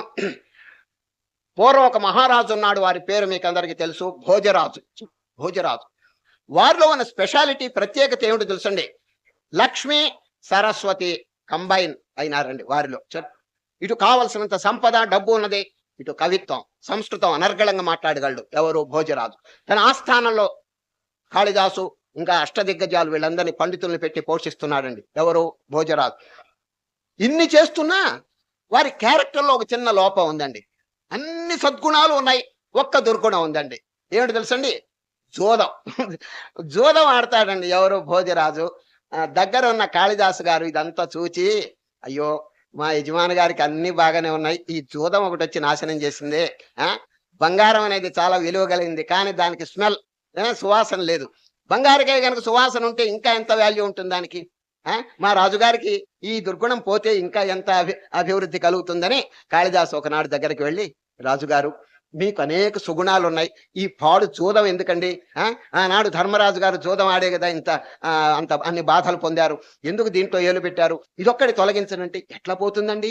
జన్మాంతర వాసన, అనేక జన్మల నుంచి కూడగట్టుకున్న వాసన కదా, ఇది ఒక రాగాన పోవటం లేదండి. కాళిదాసు గారు ఎన్ని చెప్పినా మారలేదండి. ఆయన మామూలుగా మధ్యాహ్నం 3 గంటలకి రథం మీదకి జూదశాలకి పోతాడండి. ఎవరు? భోజరాజు. కాళిదాసు చెప్పి విసుగు పుట్టి ఆఖరికి ఏం చేశాడో తెలుసండి? ఈయన గారిని ఎట్టగిన మార్చి తీరాలని ఒకనాడు ఒక ఉపాయం పన్నాడు. ఎవరు? కాళిదాసు. వేషం మార్చాడండి, సన్యాసి వేషం వేశాడండి. ఎవరు? కాళిదాసు. కాషాయ వస్త్రాలు ఇవన్నీ ధరించి ఈ దారిలో జూదపుశాలకి మోతుంటాడు. ఎప్పుడు? ఎవరు? భోజరాజు. దారిలో ఒక మాంసపు అంగడి ఉందండి, మాంసపు అంగడి. అక్కడ మాంసం కొంటున్నట్టు నటించాడండి. ఎవరు? కాళిదాసు. సరిగా 3 గంటలకి రథం మీద పోతున్నాడు భోజరాజు. ఈ దృశ్యం చూచాడండి. అయ్యో, నా దేశంలో ఒక సన్యాసి మాంసం కొంటున్నాడా? ఇది చెడ్డ ఆదర్శం అని ఈయన గారిని మందలిస్తే మంచిదని చెప్పి రథం ఆపించాడండి. ఎవరు? భోజరాజు. దిగాడు రథం నుంచి. ఆ సాధువు గారు మాంసం ఎవరు? సాధు కాళిదాసేనండి. వేషం వేసుకున్నాడు, అక్కడ నటిస్తున్నాడు. కాళిదాసు కొంటుంటే భోజరాజు గారు అక్కడికి వచ్చి, ఇద్దరికి సంస్కృతం వచ్చండి. ఇటు భోజరాజుకి సంస్కృతం వచ్చు, కాళిదాసుకి వచ్చు. అప్పుడు భోజరాజు సంస్కృతంలో అడుగుతున్నాడు, భిక్షో మాంస నిషేవణం కిముచితం. ఓ సాధువు గారు, మాంసం కొంట నీకు న్యాయమేనా అని అడిగాడు. భిక్షో మాంస నిషేవణం కిముచితం. ఈయన సమాధానం చెప్తున్నాడు మళ్ళా సంస్కృతంలోనే, ఇంతేన మద్యం వినా. ఏమండి, మాంసం ఎందుకు కొంటున్నానో తెలుసునా? కళ్ళు తాగేటప్పుడు నంజుకోవాలి అక్కడక్కడ.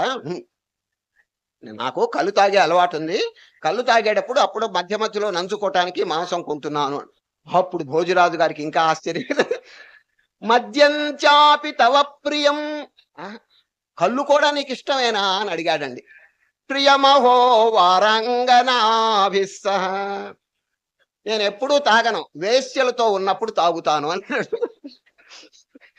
కాళిదాసు చూడండి ఎంత చక్కగా చెబుతున్నాడు. నేను ఎప్పుడూ కళ్ళు తాగను, కానీ భోగం వాళ్ళు, వేశ్య వాళ్ళు ఉన్నారే, వాళ్ళతో కలిసినప్పుడు మాత్రమే నేను తాగుతూ ఉంటాను, వాళ్ళతో ఉన్నప్పుడు అంటాడు. వార స్త్రీ రతయే కుతస్తవధనం. ఈ వేశ్యలను పోషించడానికి నీకు డబ్బు ఎక్కడి నుంచి వస్తుంది అని అడిగాడండి. చౌర్యేణ ద్యూతేనవా, జూదం ఆడి సంపాదిస్తాను అన్నాడు. అప్పుడండి ఈ భోజరాజుకి కంఠంలో ఎలక్కాయ పడిందండి. సరే, జూదం ఆపే అని ఎట్లా చెప్తాడు? ఆయన జూదశాలకి పోతున్నాడు. అందువల్ల ప్లీజ్ టర్న్ బ్యాక్ అన్నాడండి. ఎవరు? భోజరాజు. వెనక్కి వదండి అని చెప్పి డ్రైవర్కి చెప్పాడు. ఆ రథం మళ్ళా ఆస్థానానికి వెళ్ళిపోయింది, రాజభవనానికి. ఆ రోజు నుంచి మొదలుకొనండి జూదం వదిలిపెట్టేశాడండి. ఎందుకంటే తాను జూదం ఆడుతూ ఇంకొకరికి జూదం ఆడద్దని ఎట్లా చెప్పగలడు? అందువల్ల జూదం మానేశాడండి. తర్వాత ఈ కాళిదాసు గారు వేషం అంతా మార్చి మామూలు వేషంతో, రాజుగారు జూదం మానేశారా అని. బ్రహ్మాండంగా మానేశాను, ఒక సాధువు గారు నాకు పాఠం బోధించాడు, ఆ సాధువు నేనే అన్నాడండి. చూచారా? ఈ విధంగా ఎందుకు చెప్పినానంటే అనేక జన్మార్జితమైన కొన్ని సంస్కారములు ఉంటాయండి. దాని పేరే వాసన. ఆ వాసన పోకపోతే మానవుడు అధోగతిని పొందుతాడండి. అది కనుకనే శ్రీకృష్ణ పరమాత్మ ఈ రోజు ఈ వాసనాక్షయం కోసం, ఈ దుర్గుణములు పోవాలంటే, పాపం పోవాలంటే సద్గుణములు తీసుకురండి. రేపు 13వ అధ్యాయం 12 దగ్గర నుంచి చూడండి. ఒక్కొక్క అధ్యాయంలో లిస్ట్ బై లిస్ట్ చెప్తుంటాడండి కృష్ణ పరమాత్మ. చూడండి, ఊరికే మోక్షాన్ని కలవరిస్తే కాదు అర్జునే. చూడండి, 20 గుణాలు 26 ఇట్లా చెప్పుకొస్తాడండి. అద్వేష్ట సర్వభూతానాం మైత్ర కరుణయేవచ 12. 13 అమానిత్వమదంభిత్వం అహింసా క్షాంతిరార్జవం 13వ అధ్యాయం. మళ్ళా 16 అభయం సత్వ సంశుద్ధిర్జ్ఞాన యోగ వ్యవస్థితి దానం దమశ్చ యజ్ఞశ్చ స్వాధ్యాయస్తపార్జవం. ఈ విధంగా కర్మయోగాన్ని చక్కగా ప్రోత్సహిస్తూ శ్రీకృష్ణ పరమాత్మ, ఓ అర్జున, నాకు అసలు కర్మ చేయవలసిన పని ఏమిటి? చూడు, కృష్ణ పరమాత్మ ఎంత చక్కగా నాకు అసలు ఏమిటి, నేను కృతార్థునే, నాకు కేవలం అవతారమూర్తి కదండి, పరబ్రహ్మస్వరూపుడు, పరమాత్మ స్వరూపుడు, ఇంకా వారికి కర్మయోగం ఎందుకు వారికి? కానీ అర్జున, నేను అవతారం ఎత్తి అప్పుడు ఈ కర్మయోగాన్ని చక్కగా ప్రోత్సహిస్తుంటాను అన్నాడు. చూడండి, నమే పార్థాస్తి కర్తవ్యం త్రిషు లోకేషు కించన నానవాప్తమవాప్తవ్యం వర్తయేవచ కర్మణి. అర్జున, నాకేం చేయవలసిన పని ఏమిటి? కర్మ లేదు, నేను కృతార్థునైనా అయినప్పటికీ కూడా ఈ కర్మను చేస్తున్నాను. కారణం ఏమిటి? ఆదర్శం. యద్యదాచరతి శ్రేష్ఠ తత్తదేవేతరో జనః సయత్ ప్రమాణం కురుతే లోకస్తదను వర్తతే. పెద్దలు ఏ విధంగా చేస్తారో తక్కిన వాళ్ళు అది అనుసరిస్తారు. కాబట్టి జ్ఞాని అయినటువంటి వాడు, మహనీయులైనటువంటి వారు చక్కగా ఈ కర్మను ఆదర్శవంతంగా చేస్తుంటే దాన్ని చూసి అనేక మంది బాగుపడటానికి అవకాశం ఉంటుందని. ఏ విధంగా చేయాలంటే, అజ్ఞానులు కూడా కర్మ చేస్తున్నారు, కానీ జ్ఞాని ఏ విధంగా చేయాలంటే దానికి లక్ష్యం. చూడండి, ఇప్పుడు అజ్ఞానులు నడుస్తారు, జ్ఞాని నడుస్తాడు కానీ ప్రదక్షిణం అనుకుంటాడు. చూడండి, దాన్నే కొంచెం డీవియేషన్, మనస్సును మార్పు చేసుకుంటాడు. ఇప్పుడు భోగి అయిన వాడు రాత్రి మేలుకుంటాడు. దేనికి? భోగ విలాసములు దీంట్లో పడిపోతుంది. రాత్రి మేలుకునేవారు ముగ్గురండి, యోగి, భోగి, రోగి, ముగ్గురు మేలుకుంటారండి రాత్రి కూడా. యోగి ఎందుకు మేలుకుంటాడంటే భగవద్ధ్యానం చేస్తుంటాడు. భోగి ఎందుకు మేలుకుంటాడంటే ఈ విషయ భోగంలో మునిగిపోతాడు. రోగి ఎందుకు మేలుకుంటాడంటే బాధ, శారీరక బాధ. ముగ్గురు 3 రకాలుగా మేలుకుంటున్నారు. But who is fortunate? ఎవడు అదృష్టవంతుడు చెప్పండి? యోగి అయిన వాడు కాలం సద్వినియోగం చేస్తున్నాడు, సార్థకం చేస్తున్నాడు.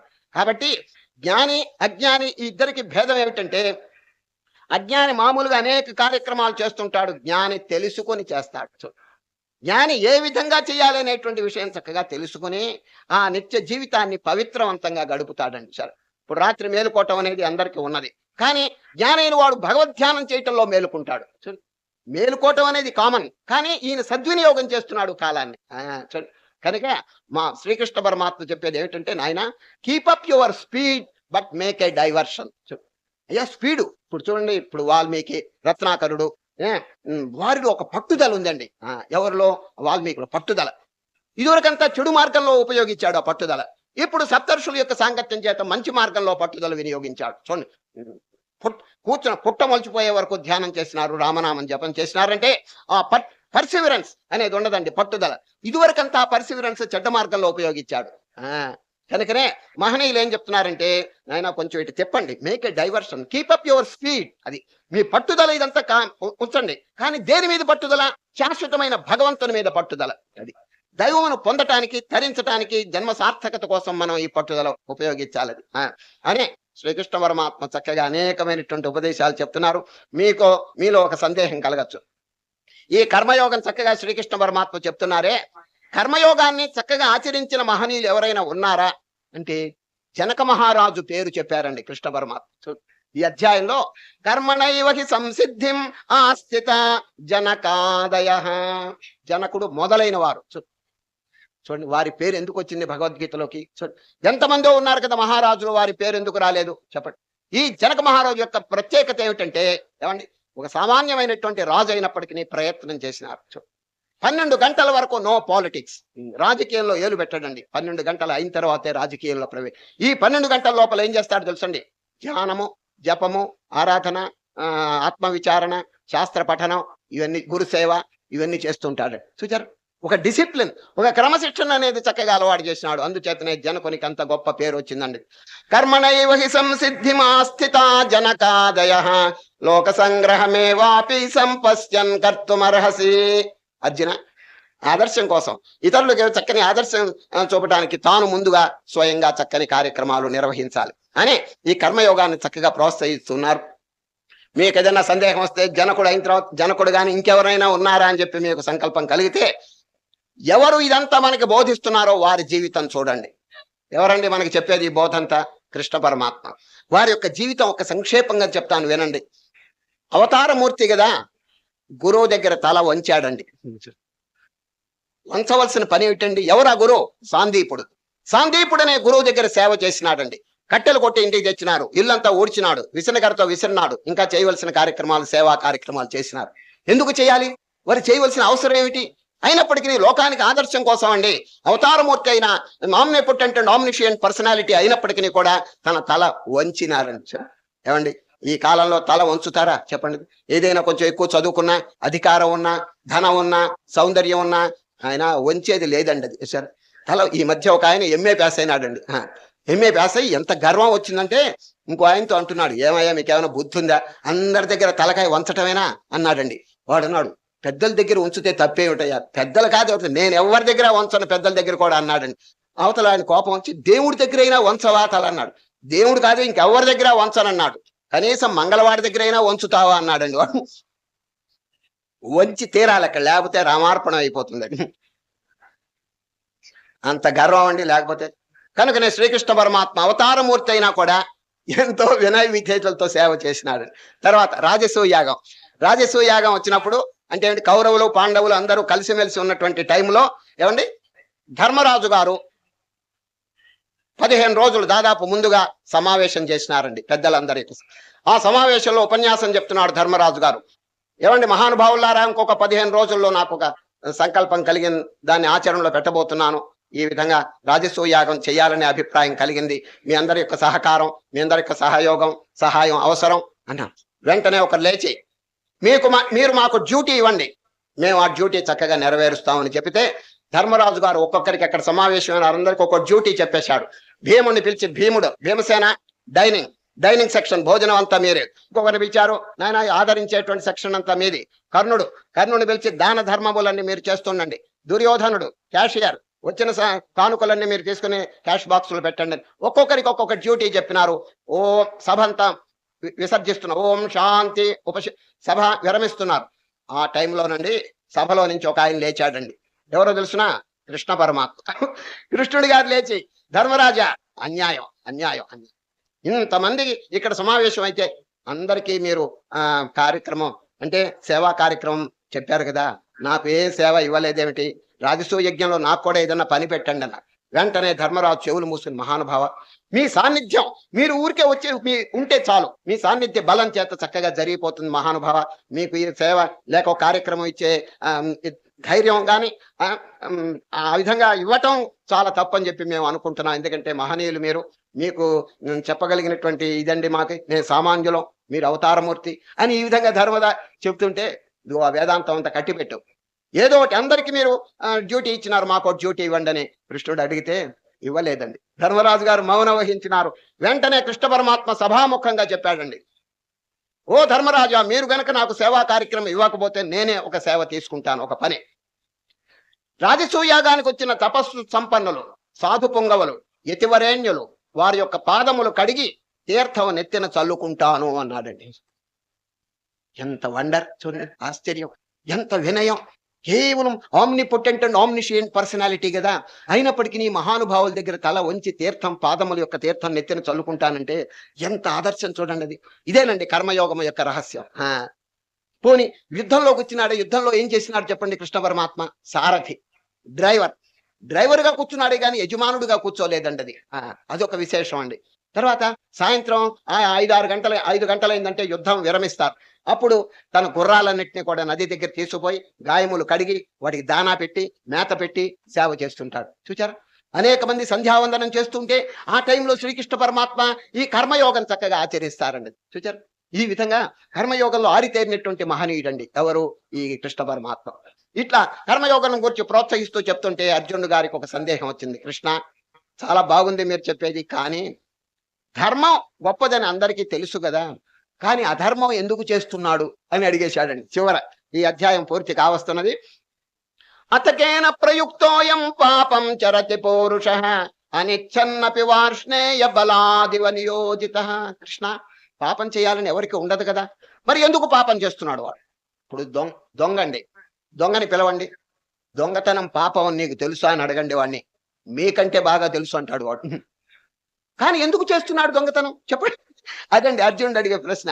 అతకేన ప్రయుక్తోయం పాపం చరతి పౌరుష అనిచ్చన్నపి వార్ష్ణేయ బలాదివ నియోజిత. బలాదివ నియోజి, బలాత్కారంగా ఎందుకు పాపం చేస్తున్నాడు అని అడిగితే కృష్ణ పరమాత్మ సమాధానంతో ఈ అధ్యాయం పూర్తి అయిపోతుందండి. దానికి కారణం చెప్తున్నారు. నాయన, ఈ జన్మలో వచ్చింది కాదది, అనేక జన్మల నుంచి కూడా కొన్ని కొన్ని పాప గుణాలు సంక్రమించినాయి. ఇది ఏమిటవి? కామయేష క్రోధయేష రజోగుణ సముద్భవ మహాశనో మహాపాత్మ విద్యేనమిహ వైరిణం. కామము, క్రోధము అనేక జన్మల నుంచి వాడిని బాధ పెడుతూ అదొక వాసనగా పరిణమించి సంస్కారంగా ఇప్పుడు వాడు చెయ్యకూడదనుకున్నా కూడా బలాత్కారంగా వాడి చేత చేయిస్తున్నది. కనుక ఇప్పుడు ఏం చేయవలను? హైయెస్ట్ పొజిషన్ ఆక్రమించుకున్న ఒక శక్తి ఉన్నదండి. చెప్తున్నారు చూడండి, గ్రేట్స్. ఇంద్రియాణి పరాణ్యాహు ఇంద్రియేభ్య పరం మనః మనసస్తు పరా బుద్ధిర్యో బుద్ధేహ పరతస్తు సహా. అది సహా అంటే ఆత్మ. ఆత్మ అనేది హైయెస్ట్ అండి, సుపీరియర్ పొజిషన్. ఈ ఇంద్రియములు ఇవన్నీ తక్కువగా ఉన్నాయి కనుక ఓ అర్జున, ఆ ఆత్మస్వరూపాన్ని చక్కగా తెలుసుకుని ఈ ఇంద్రియములన్నిటిని నిగ్రహించుకుని చక్కని దారిలో పెట్టండి. ఏవం బుద్ధే పరం బుద్ధ్వా సంస్థభ్యాత్మానమాత్మన జహి శత్రుం మహాబాహో కామరూపం దురాసదం. ఆత్మజ్ఞానం చక్కగా కలిగి ఈ ఇంద్రియములన్నిటిని చక్కగా నిగ్రహించుకుని మనస్సును పవిత్రం చేసుకుని సంస్కారములన్నింటినీ కూడా పవిత్ర సంస్కారములుగా రూపొందించి ఆ వాసనలు క్షయం చేయవలసింది, దుర్వాసనలు అనే శ్రీకృష్ణ పరమాత్మ ఈ కర్మయోగంలో అనేకమైనటువంటి సిద్ధాంతములను ప్రతిపాదించి ఈ పవిత్రమైన కర్మయోగాన్ని పరిసమాప్తం చేసినారు. 4వ అధ్యాయము జ్ఞానయోగాన్ని రేపు విచారిస్తాం. భవమాన సుదుడు బట్టు భవమాన సుదుడు బట్టు పాదార విందములకు నీ నామారూపములకు నిజయ మంగళోరమణి నామారూపములకు నిజయ. ప్రహ్లాద నారదాది ప్రహ్లాద నారదాది భాతులు పొగడుచుండగని నామారూపములకు నిజయ మంగళోరమణి నామారూపములకు నిజయ. సాకేత పురనివాస సాకేత పురనివాస సామ్రాజ్య పట్టాభిషేకరి నామారూపములకు నిజయ. ప్రహ్లాద నారదాది ప్రహ్లాద నారదాది భాతులు పొగడుచుండగని నామారూపములకు నిజయ. రాజీవ నయన త్యాగరాజీవ నయన త్యాగరాజ నోదమలరగని నా